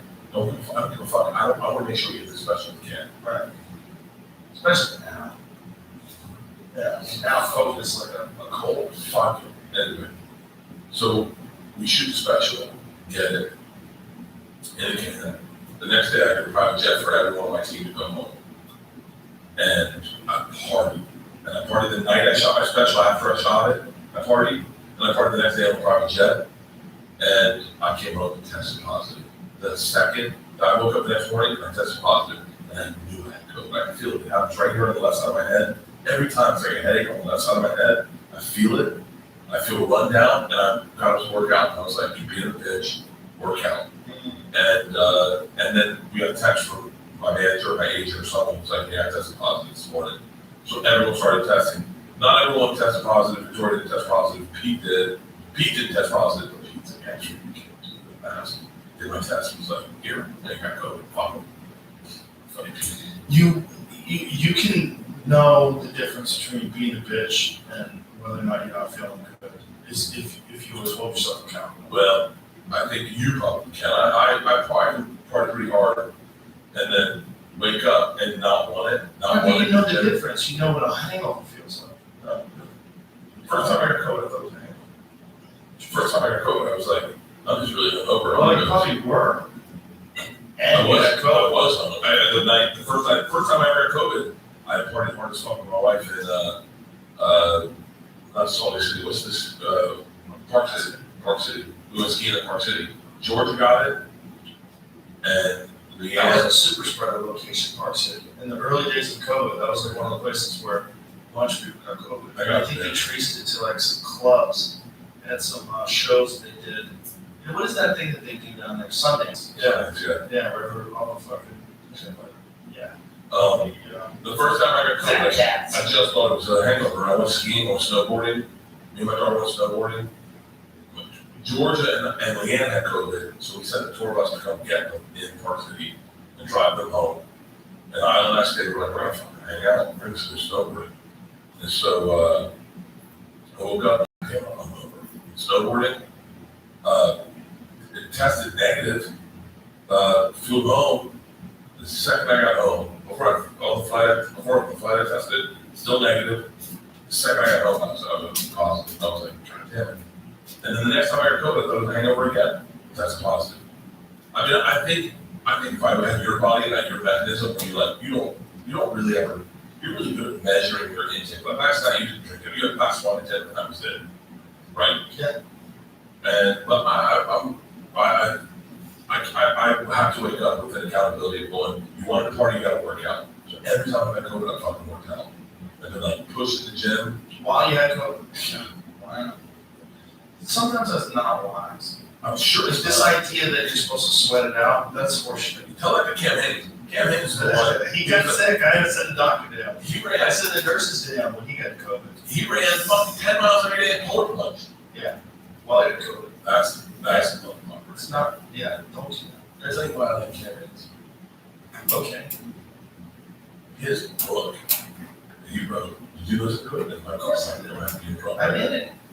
His book, I did the forward to it. his book's it's a self-help book. It's a motivational book, but it's based on his own life experiences. Yeah. So you can compare yourself to his life experiences and go, and I'm similar to that. That's what I like about that book. This shit with his dad and the running stuff is I can understand that. And I'm so cool. I listen to all the feature of a job. And I like some of the books like that, you know, where they're like, they tell you about their life and their struggles, and they're not trying to pinpoint your weaknesses. They're letting you know about their weaknesses. Yeah, I love that shit, man. The reason why I bring up you shouldn't work out while you're sick is because even for elite athletes, when they work out and they get sick, they just get sicker. And that's what happened with Hamzat Chimaev. Hamzat Chimaev was one of the best fighters in the UFC. He got COVID and kept training and got really fucking sick. And was hospitalized, not just once, but multiple times, hospitalized with COVID because he wouldn't stop training, because he was a fucking animal. So he'd get a little bit better, and then he'd break his body down again. Like, COVID is a very strange disease, and if you let it get deep into your body, then you break yourself down. Like, it seems to have affected, I know quite a few people that got it really bad when they were drinking. Like they were really drunk and depleted and their immune system was crashed. So oftentimes they'll get sick and then they got it really bad. But the people that worked out while they had it, man, they kept it for a long fucking time. And Hamzat posted a photograph of his toilet where it's like blood splattered in the toilet because he was throwing up blood. And he was saying like he's gonna have to retire from fighting because his lungs were fucked up from COVID. So Leanne had long COVID. And she got, the first time she got COVID, I think she had COVID a couple times. The first time she got it, she worked out the whole time she had it. Yeah, that's why we gave him long COVID. And it probably broke her body down. It's like your body never has a chance to fully recover. You gotta let your body get to 100%. You gotta let, like, your body's struggling, right? And when you are exercising, what you're doing is you're taxing your body's resources so your body has to repair and improve. And it repairs your cardiovascular system, your muscular system, you get stronger and you get healthier. But it's all about breaking down and rebuilding. Well, when you're sick, you don't rebuild. You just break down further. So you're breaking down a system that's already taxed. You already feel like shit, like, oh, I just need to push myself in the gym. No, you need to fucking rest. You need to fucking rest. And if you don't do that, it'll just get deep into your system. So I'm curious about your actual motivations. So when you get up this morning, you don't have your personal trainer, right? You don't have anyone that sets up a training program for you. No. So then, do you go today shoulders? Shoulders? Yeah, write things out. I have a whiteboard and I write out all the different workouts. So you make up your own workout? Yeah. And I how? have like I have circuits that I do. So I have circuits that I repeat, and then I either add weight or add repetitions, or I'll add additional exercises to circuit. When I decide the circuits is too easy. Can you post those on Instagram from now on? I'd be curious to see those. I try not to make it too public, because I think part of what I like to do is I like to do it by myself. I want to, I've done it before, like we talked about what I've done before, but I think there's something that's good about just doing it in silence. Go ahead and buy yourself. Just struggle. Don't tell the whole world that you're doing this. I kind of do already. I know, but for my head, it's better to not. For my head, it's better to just go through it. Just go through it, and because everything I do is so public already anyway. It's better to not have that, and which is like my medicine. Like that's my medicine. Working out's my medicine. That's my mental medicine for sure. But you understand the value of knowing your medicine as an outsider. I'm not advocating that you should post these for real, because if that's how it works for you, sure. But I am curious. It's like when we did the 100 push-ups, for example, knowing that that's the benchmark. That it's interesting to see how hard you actually are pushing it. Because if I wrote my workouts, they'd be fucking cakewalks. Yeah. They'd be fucking cakewalks. I have someone else, Lacey Packy, does all my trainer. She travels with us. She does my workouts. And sometimes I say, "What the fuck that workout? That sucks. I don't want to do that." Yeah. We did in December. We did. What this? 5 squats, 5 burpees, and 5 push-ups every day. And then we added 5 every day until we got to the end of the month. And we were doing 150 burpees, 150 push-ups, and 150 squats. And it was undue. I mean, it was like so fucking tough. Especially if you missed a day, which we did, and you were forced to do like fucking. At one point, I had 470 burpees left. And I was just going like, fuck this workout. But like, it's curious. I'm curious about like guys like you. I say you, David Goggins, and Cam Haynes, because those are like the guys I enjoy. But like Cam Haynes is pretty specific. I do 12 miles every day at lunch. Yeah. And then polar plunge and this.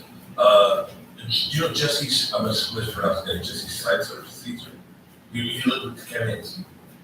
Jesse Itzler? No. He lived with David Goggins. My bad. Yeah. He did something so fucking, for a runner, so powerful, is that he's talking about getting back to running, because he takes some time off, he had an injury. And so what I like to do, I'm remembering, sure, but like, I do 2 minutes of running and then 5 minutes of walking. 2 minutes running, 5 to get back to running. Yeah. It's so fucking useful as an outsider looking in, because I go, oh shit, I gained some weight on this last tour, and I'm trying to get back, and I go, that's really interesting. This morning on the treadmill, I did it. That's good. That's a good way to do it. Doing anything's good. What I do, Even your process of how you come up with what your workout will be is fascinating to me, because I know you kill it in the gym. I treat myself like I'm my own personal trainer. That's what I do. I treat myself like I'm a different person. I don't look at me as like what I want to do. I look at me like a person I'm telling to do things. Like I'm the boss of me. Yeah, but it's okay. You don't have to do that. This is more. I have to do that. You understand? I'm a crazy person. Like I've realized I'm a crazy person, so I've figured out how to not be crazy. Like I don't want to be crazy. I want to be nice. So what's the best way for me to be nice? I go crazy in the gym. You've worked out with me before. When I work out, I go fucking hard. So that for the rest of the day, I'm cool as a cucumber. I'm relaxed and friendly and nice. And I get those demons out. My litmus for health has always been 225 bench press. Remember we all did that? Yes. The 3 of us got 10 and we did like fucking 15. Yeah. And you were like, I think I might rip my back. Let's go do a podcast. I was joking. But like that's. I hadn't done any benching. That's the funny thing. I don't bench. No. No, that's all from kettlebells. You just got well? Yeah. I do push-ups, and I do dips, and I do chin-ups, and I do pull-ups. I do those L pull-ups where I grab the bars like this and keep my legs in front of me and I do this. Yeah, so it's like pull-ups and ab. It's like a back and ab exercise on backs and abs all at the same time. I see you probably do those on like stop signs. Oh, it's such a good thing for you. Yeah, those L chin-ups. But I don't do hand press. You still running? No, I stopped that. I fucked my knee up. Yeah, I've hurt my left knee a couple of times now. I tore my MCL, and then I kept training with this torn MCL. It got pretty bad at the point where I would do more time and swell up, and I was like, God damn it. So then I got a bunch of stem cells in it, and I haven't done any running, and I haven't done any Muay Thai for almost a year. I'm just trying to fix it. And it's 90-something% now. It doesn't bother me at all when I do squats, or I did all the knees over toes stuff, but the problem is, I'm a weekend. And when I start working out, especially when I start hitting the bag, because it's so much torque on your knees, and it puts a lot of stress on your tendons. If you have a weakened tendon that you're healing, and then you kick really hard, it's like just never heals. It would like get better, and then I'd fuck it up again. It would be sore for a few days, and then I just never let it get better. So I decided, okay, obviously this is a real issue here. Let's keep getting stem cells in it. Let's keep rehabilitating it, and get it to the point where you can fucking fully trust it before you start kicking the shit out of a heavy bag. It's hard to know though. I had the surgery on my elbow, and there was a period. It wasn't so recently that I don't think about it at all now. There was a long time I had a hard time doing anything with my arm. How long did you hear? I'm saying so we did push-ups. Yeah, The push-ups helped it probably. Push-ups. Blood flow. helped a lot, and I haven't let go of the push-ups. I'm still doing 100 a day roughly. Nice. That's huge. Squats too. Squats. Mark Norman. Yeah. We did. That's a Super Bowl. We marked the Shane. We're all pro athletes, right? Everyone's there. Pro athletes. Fucking the fucking savages. And I think Gabe Davis, Shane, maybe some big wide receivers from Buffalo Bills. And they said, how many push-ups do you think you do? I go 50. And they're like, bullshit. You can't do 10. And, me and my hat on my head once we go, all right, bitches. 45. I tapped out. And then one. Why do I do 50? I never looked at the fucking way. Right, hold on, thanks out. 57, and then you get tired. Wow, and pull beside me, and then you cheat code it and judge everyone. Ah! 50 squats, 50 push-ups, I do a lot of time. Active. It's a good thing to do. And like the way we were doing it 100 every day, you don't realize it until the end of like the month, but like your body changes. Yeah. Like your shoulders change, your triceps change, like my arms got thicker. Like it felt close, I gained an inch on my arm. I do measurements. For weight loss, I do measurements mostly. So I go around the belly button. Right now I'm 47. My arms gained an inch after that month. And like today, they're where they are today. They were 17 when I started. I measured myself. My arms are 18 inches around now.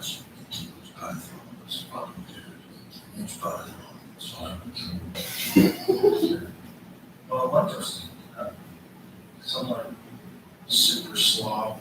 I was gonna wear those pants in my special. Why didn't you? A little distracting, Joe. They're kind of cool. They're badass. That wouldn't be distracting. That would be really distracting. Nah. The only thing I Are do, those sequins?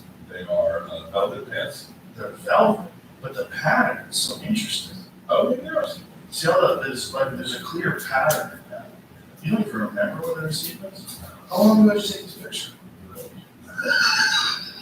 A lot of shit I don't care about.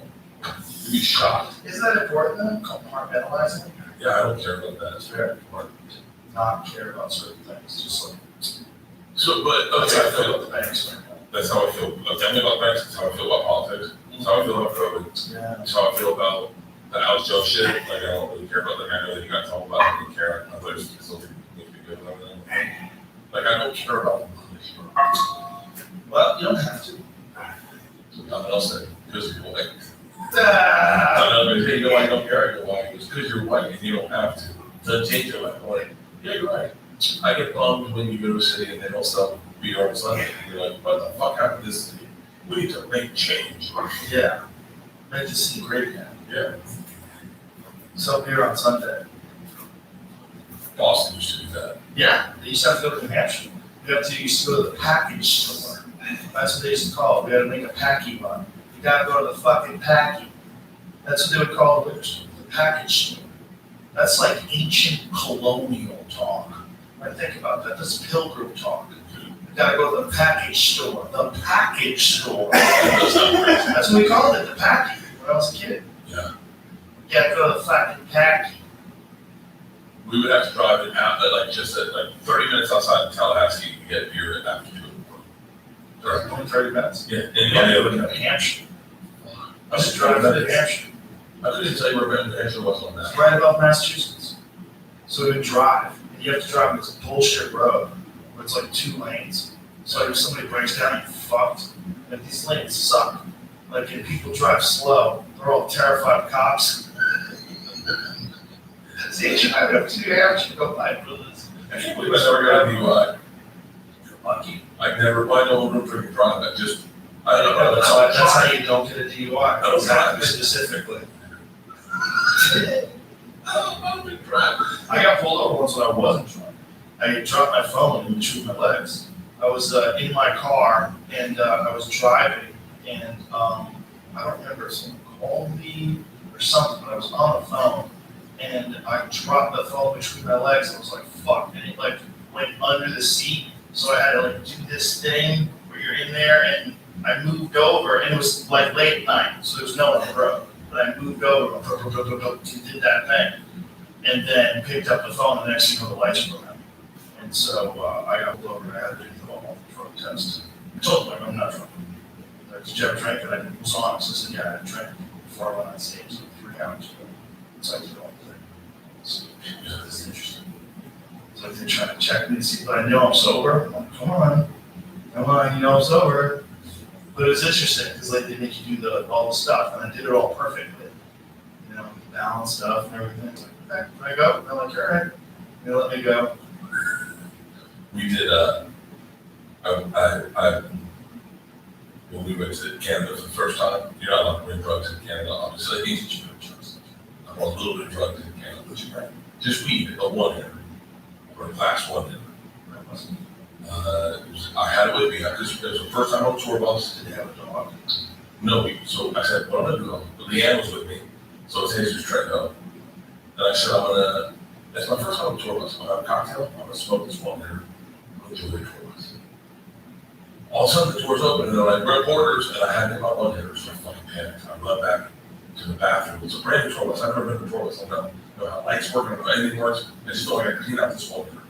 You gotta clean it out by smoking weed while you're at the border? I gotta empty it and throw it in the garbage. I gotta get rid of it, I gotta flush it. Right. Drop the glass 1-hitter, it shatters. Okay. I scramble, I can't figure out how to get lights on. I get the weed, put it in the toilet, I fucking, literally doors were opening. I'm like, hey, border patrol, we're here to search the bus. I was like, okay, yeah, sure. But one thing they said was, do not bring drugs into fucking Canada. So we go into the whole area and we're there for like an hour and a half, 2 hour and a half waiting. And the guy comes in and he goes, you guys are all good. I was like, oh my God. So as we're walking the bus, I'm still a little buzzed, not feeling loose. And they go, hey man, just out of curiosity, like what would have happened if we had brought drugs into Canada? And he goes, you mean hypothetically, like say someone had a class 1-hitter in their bathroom, shattered it, tried to throw it in the toilet, didn't flush it? And then immediately everyone looks at me and I'm like, yeah, like that. And he goes, I'd say it's an honor meeting the machine. Enjoy your tour in Canada. I went, and then I got the bus, she goes, you fucking cocksucker, you brought drugs. I was like, yeah, my blood still. That's what drugs should be like that should be the, you know, where, yeah, like a Brittany Griner. They should have a Brittany Griner amount you can bring a fake pen. Come on, you're not selling a fake pen. Wasn't hers just CBD too? I don't know. Was it actually weed? I'm certain it was. I mean, who knows if it actually happened? They might have just planted that on. We were going to go to Russia to promote Libby. Yeah, promote Libby. Why not? Are you kidding me? Okay, you sound like Sony right now. So, what if I get arrested? They're not gonna send someone for you.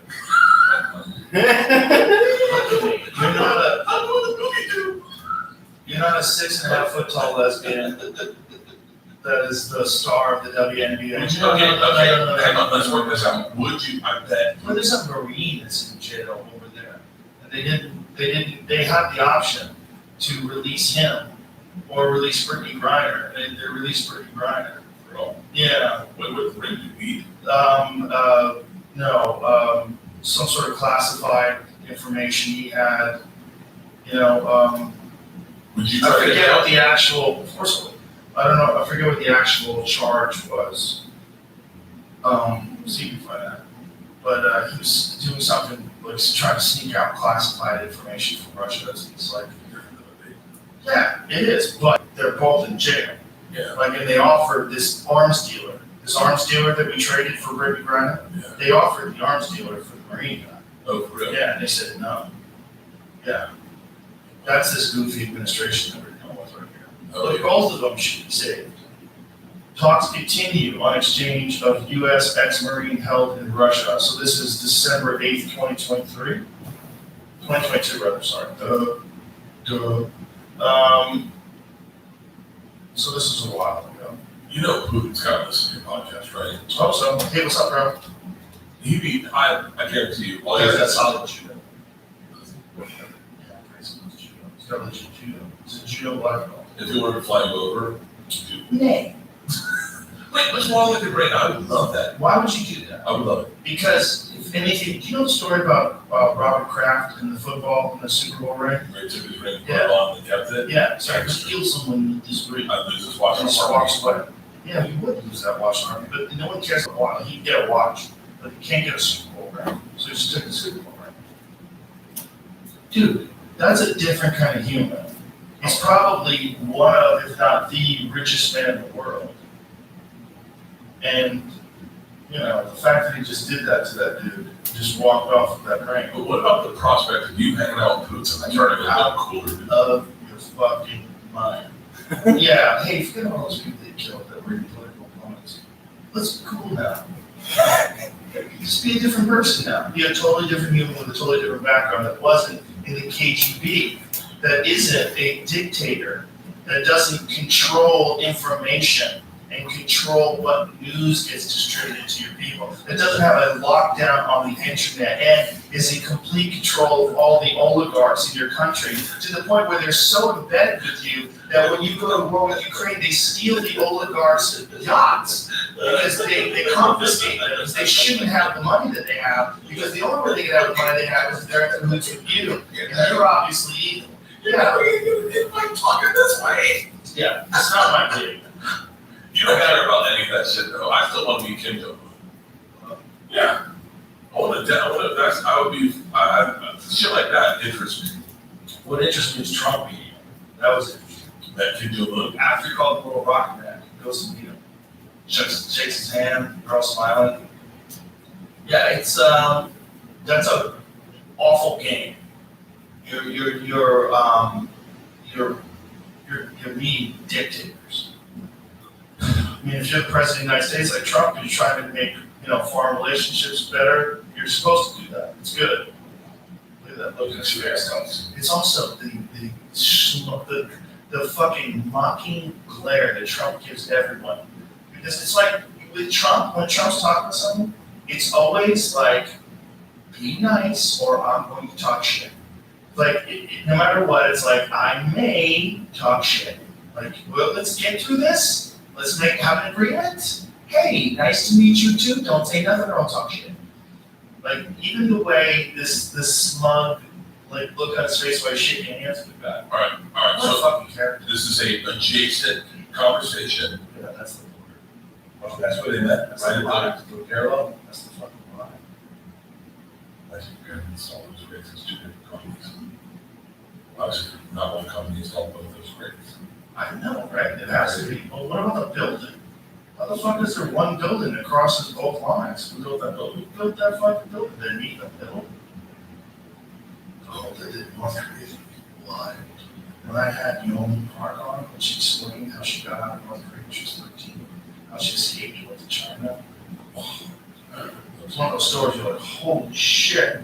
She's talking about how people are starving in North Korea. Those about all this Marxism and communist bullshit. They don't want to hear nothing about that because this is where this goes. What they said to all those people there, they said, we can all have food. If everyone just gives up their land, all these people that own land, they're the problem. We give up the land, then we'll all have the land. And the moment they did that, the moment people agreed to that, everybody started. Then the government controls the food distribution. If you try to take more than your share, you get killed.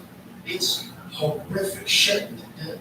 Horrific shit. But it all was under the guise of making a more equitable society, making a more fair and just world. Like, why should these rich people have these farms? Why should the rich kids stay? And then all of a sudden the state is in control and everybody's starving, people are eating bugs, just trying to stay alive. Yeah. It's rough. But that's the problem with like shaking hands with a dictator. Like, what are you doing? What's the difference? I mean, arguably, I'm obviously I know I'm gonna get lit up for saying this. What's the difference between shaking hands with our president? It's a big difference. Our president, The way this country is run, it's not perfect. But the way this country is run is so fucking superior to any system that is anywhere else in the world because of the checks and balances that were put in place by the founding fathers. They knew that tyranny is a natural course of progression for human nature. It's just what people do when they get in control, they become dictators, and they put all these checks and balances in the House, the Senate, and they did it all, the Electoral College, and to make sure that this term limits, make sure that you can't do that. Make sure you can't do what Putin's doing. Make sure you can't do what Kim Jong-un's doing. Because when you get into a position like that, just look what they're trying to do. Look at what people are trying to do to stop criticism on Twitter. They fucking send the FBI to Twitter to try to remove people from Twitter because they're saying things that interferes with the way they govern. Like, all that shit is natural. And the founding fathers of this country were the only people that put together a system to mitigate that. And over time, these fucking cunts, these corrupt shitheads, have done an amazing job of trying to chip away at that or convince people that it should be chipped away at. And convince people that freedom's not important. What's important is equity and inclusiveness and diversity. And no. That is that's a sheep costume that the wolf wears. And the wolf is control. The wolf is control over people and forcing people to bend to your ideological will, whether it's the will of people on the right or the will of people on the left. That's what it comes in. It comes in the form of like equity and inclusiveness. You're saying the same thing almost, right? Because it's almost like McCarthyism, like where they start saying this is how it works. You can't question the transgender. Yeah, whatever it is. Yeah, climate change. It's happening there too, almost, right? It's happening on both places. Well, it's a natural thing to do. They don't want people questioning things because they do. Just like, when someone asks you, who's Freddie Gibbs? Like, I don't know it, I forget it. That's what it's like. It's like they don't want to deal with all the different things that you have to deal with when you're debating something you want to be proven correct. So what's the best way to do it? Just silence that person. Shut the fuck up. Take him off Twitter. Ban him. Lock him up. Put him in jail. Give him a house arrest. Sue him. Find a way to stop it. That's what people do. It's a natural thing that people do. Yeah. It sounds to me like it happens everywhere. It sort of happens everywhere, but here is the best version. This is the best version. This is the most free version. We're kind of doing it to ourselves. But we aren't also, because you and I are on a fucking podcast right now that millions of people are listening to, and we're not being censored at all. So this exists here uniquely. You have to understand that. This ability to broadcast to millions of people without any censorship, without no oversight, there's no one leaning over our shoulder, that's unprecedented. Since I'm super naive, there are no Russian podcasts. Of course there are, but I'm sure they're censored. Look, if you're a Russian and you talk shit about the government, you're fucked. You know what they did with Pussy Riot? They put Pussy Riot in fucking jail for talking bad about the government. I know Pussy Riot got in jail, but I didn't know that. If you are a political dissenter in Russia, like an aggressive political dissenter, your life is in danger.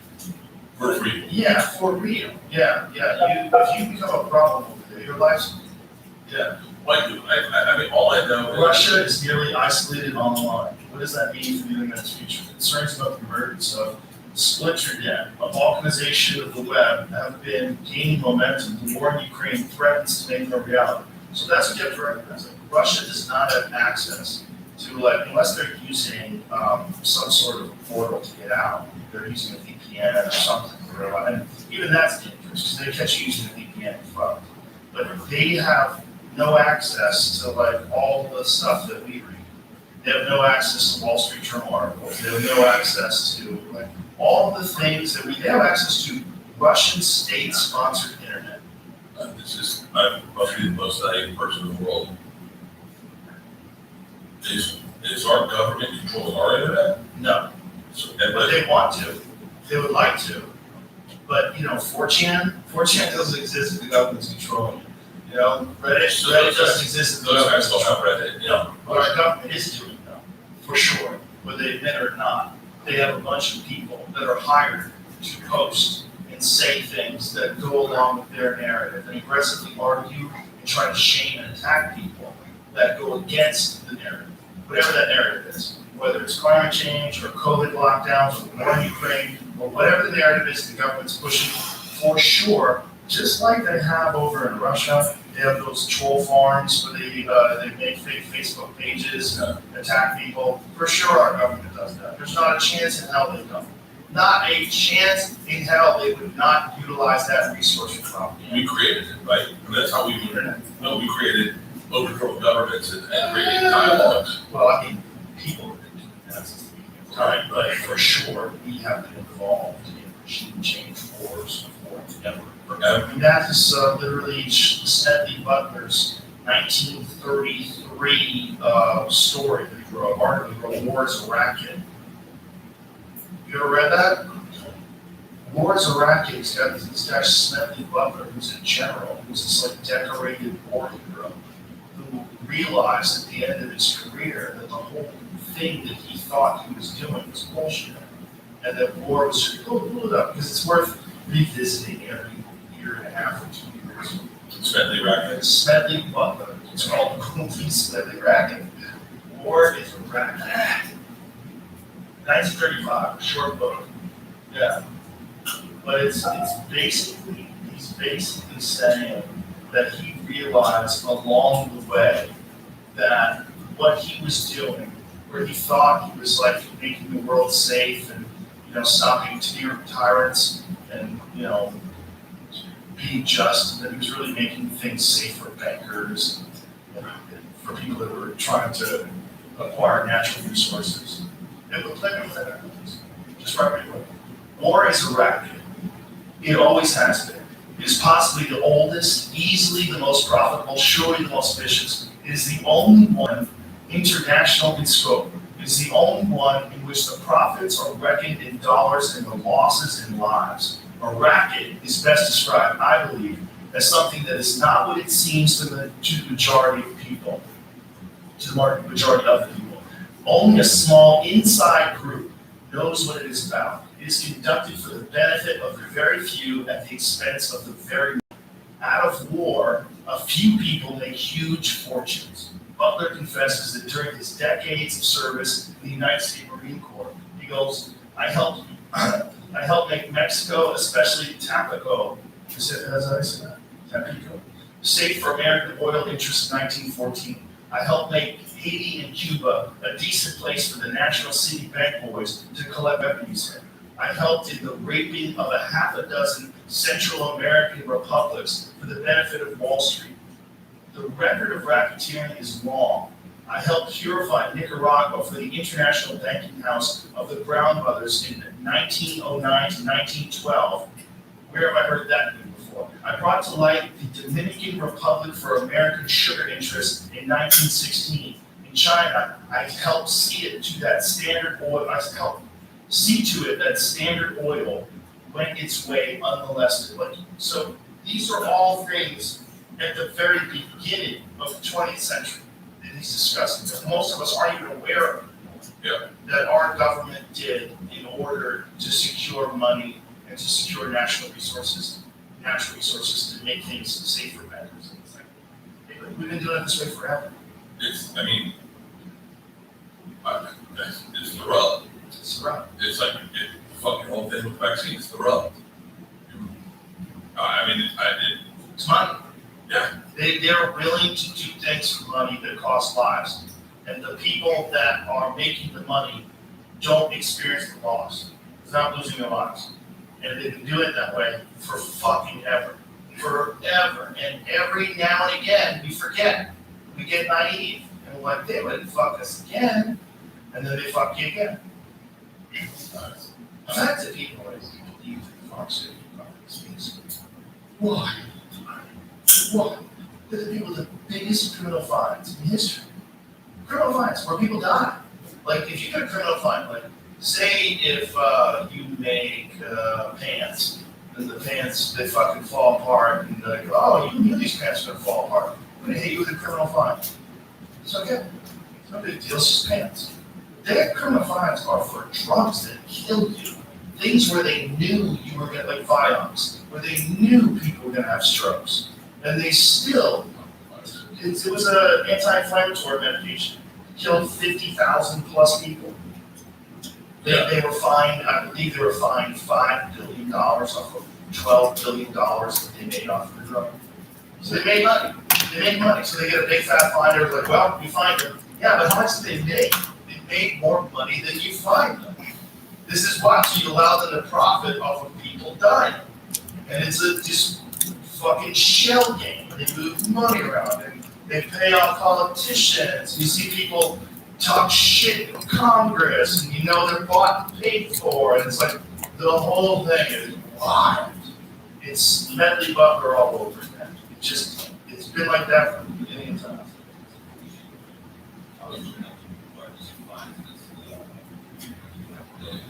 Oh, wow. Yeah, that's a big earthquake. That's a big one. Oh, yeah, that was a tsunami. Yeah. Wow. So fines for big one, 2.3 billion in criminal and civil fines, the largest in recent pharmaceutical history. Yeah.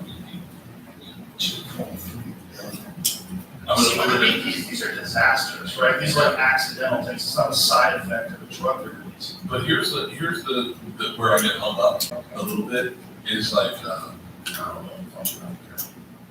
Oh, he gave up. I give up. I'm not going to Russia. I thought They would fucking 100%.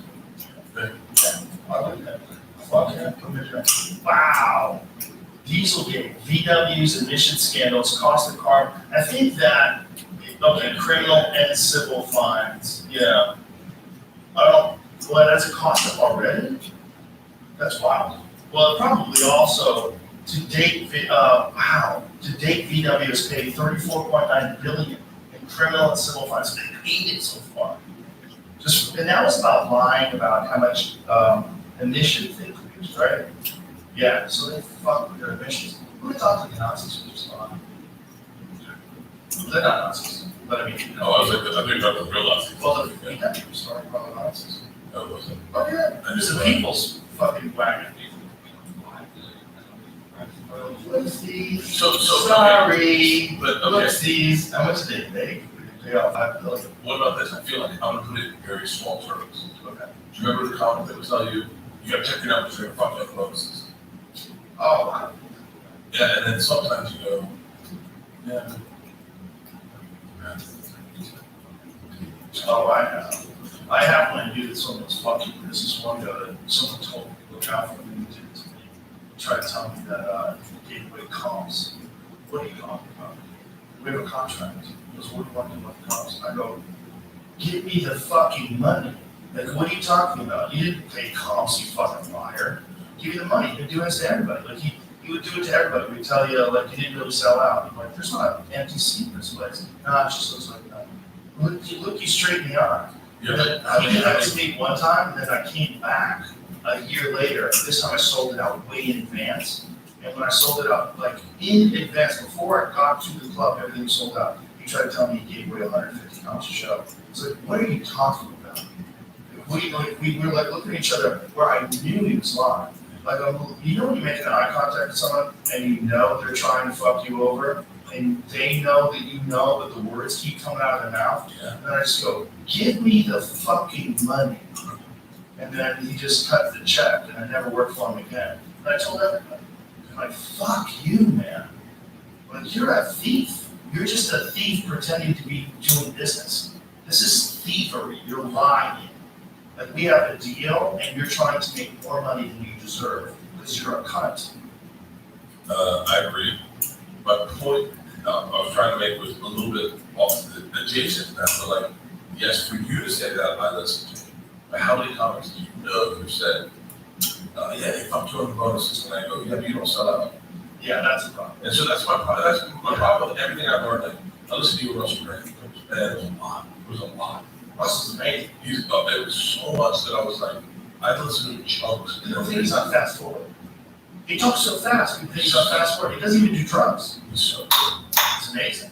He's great on Bill Maher too. See what Bill Maher? Of course. When he's going after with that CNBC guy. Hilarious. I go, MSNBC. I would love for him to come in and say, Toronto, be my wife, and take my side. Ah! Yeah, Russell, let's speak for me. I've been great. He knows how to do his humor. He's really great. Yeah. But there are the problem is with everything going on in the world right now, there are so many narratives, so many people, and I take it back to the comics and the club with you from bonuses. Yeah. You hear that from so many people that you know that are selling tickets, that if I hear from you, that's one thing. Right? Most of the time, you don't get fucked on bonuses. Most of the time, you That's why the reason why it's so upsetting and someone tries to rip you off is because it's so cliche in Hollywood, in show business, but it's so rare. So when someone, like I said, this guy had done it to someone else, and then Stanhope had warned me about it, and then Don Rivera had warned me about it. Same thing. Yeah, I bet you know the club. But it's like, now everybody knows you fucking cunt. Yeah. It's an hour of talking behind people's backs. Of, we're honest with each other. And acting is great. Like, this way, the comedy works. We talk about the good spots and how fun it is. But we also talk about some of these, things. They're trying to lie and swindle. You hear about it all the time. There's always someone getting fucked because someone lied about something, stealing money. That this coffee soda guy on his own. Great guy. He's got a YouTube show.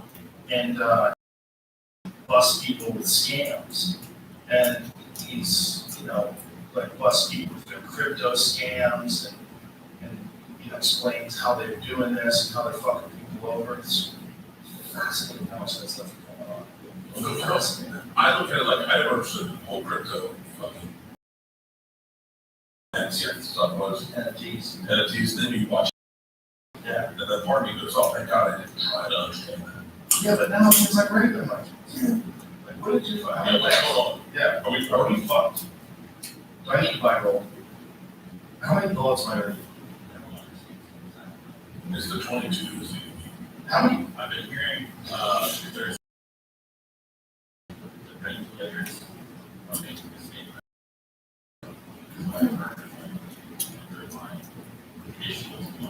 Oh, they're playing crypto. They're taking the banks, they're playing crypto, keep people in a 15-minute radius of their house, keep you on a social credit score system. Right, because nobody trusts her. Shoot. Really? 22 bullets, rifle, a 22 rifle, those bullets are most valuable. Why? Because 22 is most valuable, like a rifle, 22 rifle is most valuable thing with that. That's good running. That's little, small things. You want to shoot a big thing, so you don't have to. Say, example, me, regurgitating conversation I heard in New Orleans. Yeah, those people in New Orleans, shut the fuck up. Whoever told you that doesn't really hunt. They said 22 bullets. See, you can find that, Jamie. There's got to be truth to this. I know I heard this. Well, you can shoot squirrels. There's a 22 rifle bullets of a heart sitting there. They don't need that. But you don't want a 22.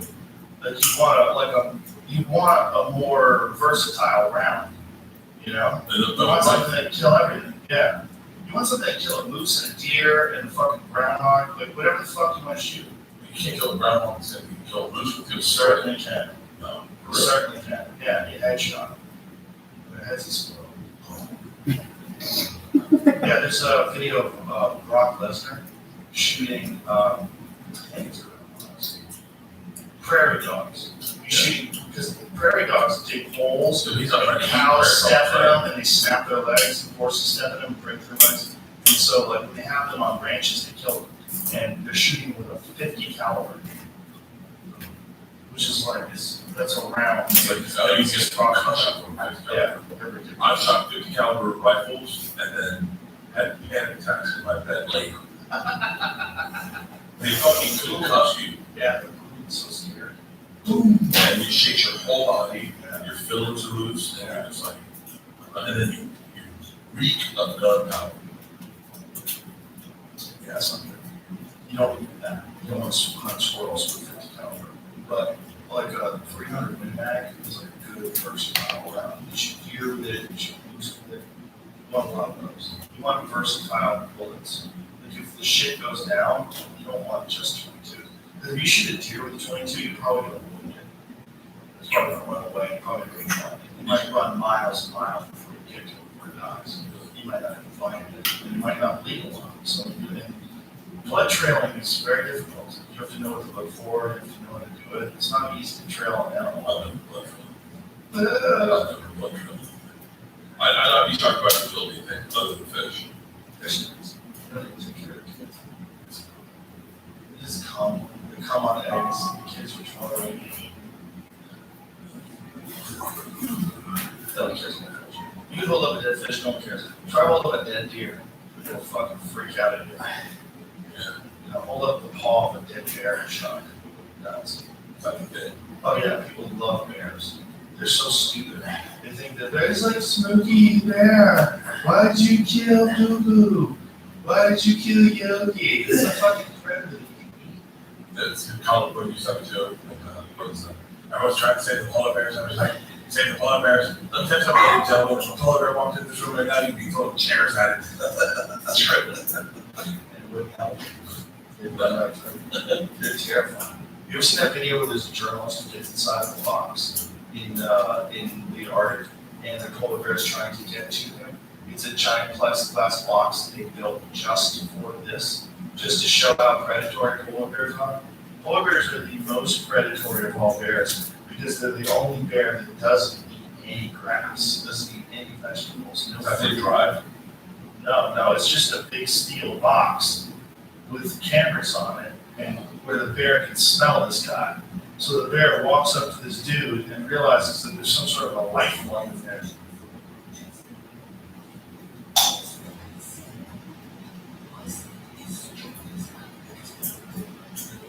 Oh, shit. Yeah, that bear, if it got to that guy, would just tear him apart.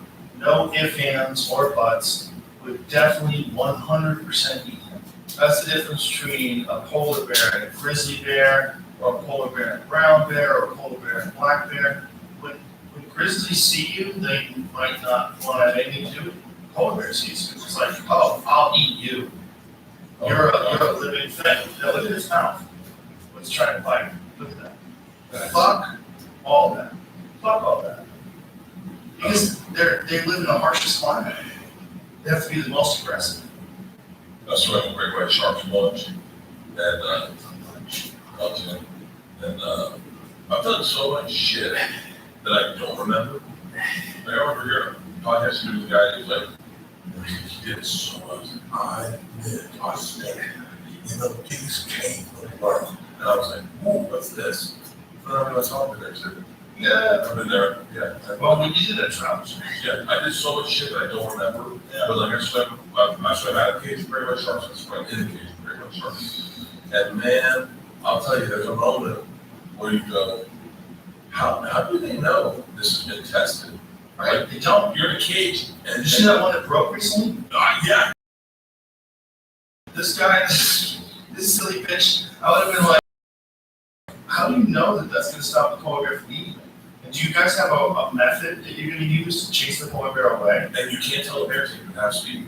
You go, hey, we got it, cut. Right. Let's go, everyone grab. Let's do it. And when you want to leave, the bear decides like, no, I'd rather just stay here and figure out a way to eat you. So how you shoot it? You can't shoot it to protect it. So what are you going to do? That was fine. It's fine. We did a race for a NASCAR track in Thunder Valley, where they took us on a track and like 110 miles an hour, possibly 90. Who fucking knows? Did you drive the car? No, they drove it for us. Oh, I don't want to drive those. You don't have to watch that. Or fucking much power those things must have so long. But the key is for the people that can drive and keep an inch from the wall. When you're an inch from the wall, and you're Sometimes they hit the wall. oh, Not foot from the wall. they go so close to the wall, and you hear the tire. And all I thought the tires did was they pop sometimes. Yeah. They break, and if it pops, it just Flip. Brimstone. Talladega Nights. Talladega Nights. Tom Cruise, use your witchcraft. What a great movie. But what a great fucking movie. You know what else is a great movie? The Machine. Memorial Day weekend. Memorial Day weekend. I got so much shit to promote. The Machine, fully loaded. I got Cruise, it's already sold out. I got Razzle Dazzle streaming right now on Netflix. Is it birdburger.com? Or birdburger.com for everything you need from me. That's it. All right, let's wrap it up. Sorry. I love you too. It's great seeing you. I'm gonna see you tonight. Yeah, tonight. We're going to Kill Tony, and then fly home. Fly to New York. All right. Goodbye, everybody.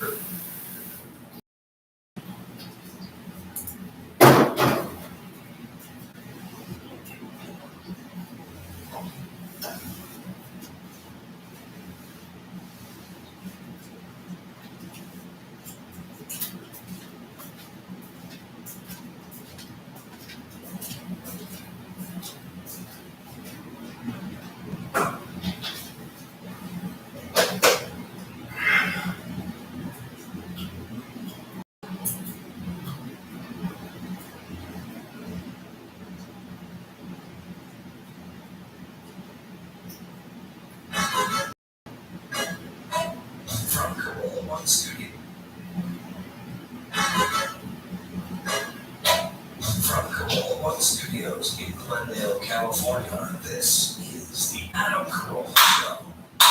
Adam's guest today, Kathy Griffin. And we'll go over some trending news stories with Chris Lasamana. And now, the Nostradamus of North Hollywood, Adam Carolla. Yeah, get it on. Have to get on the show for the man. Get it on. Tune in, and that's kind of funny. Let that amount to you. Chris Maxman started out in the studio. Kenny Evans coming in. Kathy Griffin. Yeah, I'm excited to have her on. She's never been on the podcast. She's never been on the podcast. Call. And I think a lot of people are surprised that you're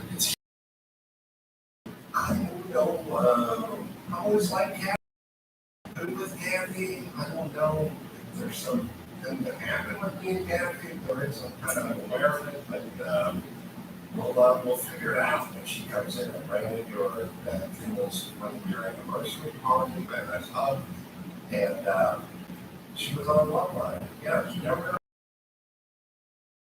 I guess we'll figure it out. Did you find out what fun was that there? I could. Yes. No. It's all just a great memory now. I was traveling through. I was having a moment the other day. I was in Beverly, Wilshire for Myron Allen's party. Well, slow super driver, which it's always been fast. It's never been the fastest one. But was driving and cutting it tight, didn't want to miss the beginning of the Oscars, hit a sort of forever red arrow, the kind where even though the signal's green, it still has to cycle. It's got to go yellow, red, and then all the other kind. It just couldn't see anybody in front of us. There's nothing. Made a left, traveled 200 yards, hit another red arrow, the same thing. Beverly has to cycle. Had to cycle. It was red, signal was green for 10 minutes, no cars anywhere. I, of course, would have driven through it a million times. And then I was thinking back to Henderson. I was in Henderson, Nevada, and I was around Henderson just looking at real estate, trying to get. Henderson has parts of it that have the blinking yellow, and you may just turn when it blinks yellow. You could make the red blink. Sure. You could do it. And we could all just turn. And then there's another part of Henderson that has just the red arrow. I live in this part, but blinking I know everyone's heard it all, they're tired of it, and whatever. There's a couple of elements. It is the biggest fucking waste of time ever, and I don't get it, but what I really don't get is nobody gives a shit but me about it. Nobody, everyone I just said, I was like, looking at the tripometer there on the Uber to the Oscar part, it's like, Oscar started 5 straight up. It is 7, and it says we're gonna ride, 4:54, and we're just sitting there, and I'm crawling out of my skin, 2 arrows in a row, and everyone just sits and they just look at it, and it's like, there's nobody coming, the light is green. What are we doing? The answer is like, there's 2 answers. There's, look, I don't know. I have no idea what we're talking about. Like, what do you mean? I was like, the arrow's red, that's it. Yeah. And so what? It's for traffic or something. It didn't exist in the intersection before this. You just turned. And I realized I go nuts. I realize my disdain for this, it's more time and more about just how fucking stupid we are. Who invented this? We live in the worst traffic. All these places have horrible traffic. What are we doing? Like, it's backing up into the left lane, the left turn, and it's like, I just want to know what the fuck is going on. It is.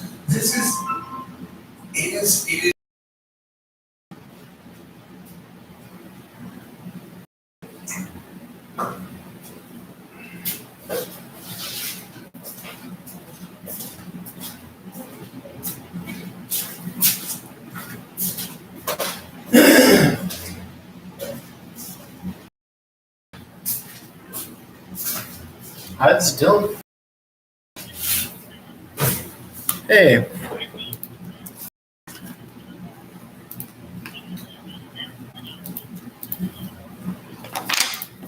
Let's see. One second.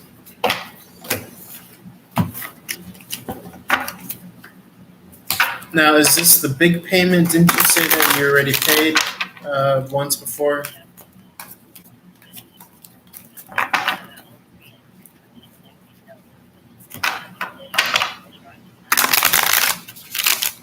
So you haven't received anything yet from your sister?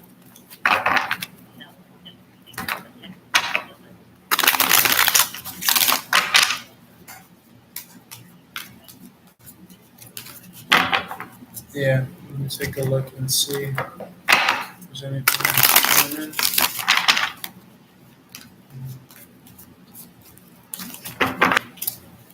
Let's see.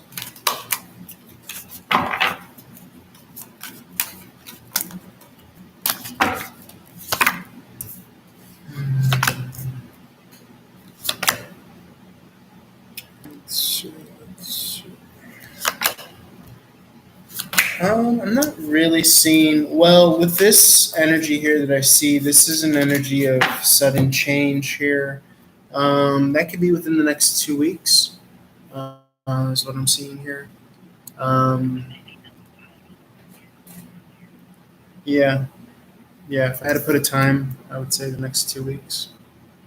This could also be the soonest this could be is on the 16th. Also, just want to note that. Yeah, the 16th. If not, then yeah. Yep.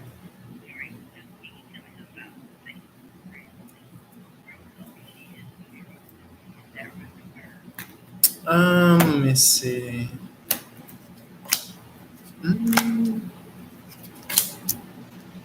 No, I'm not really seeing that. It might be one of those scammers or something like that. I would be careful.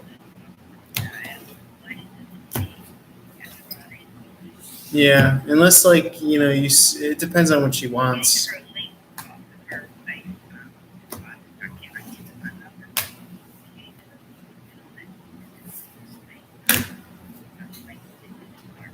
Okay. Well, I mean, I would just don't give her important information, obviously, But Yeah. All right. Well, yeah. Yeah.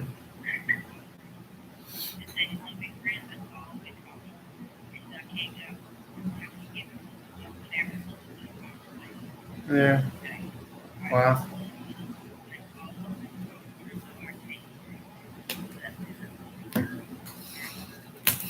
Let's see.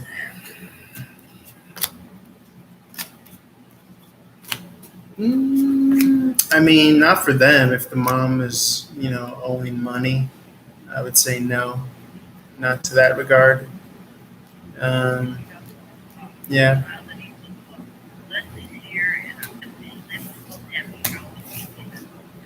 Mm,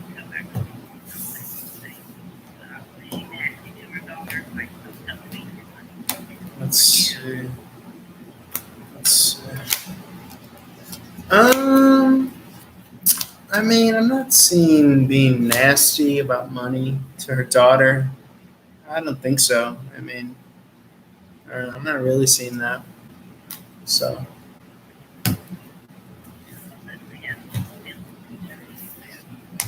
let's see. Mm, yeah, I mean, I could see somewhat if they don't agree on everything. I could see that. Yeah.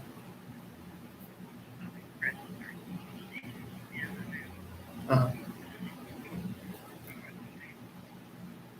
all right. All right. Thank you.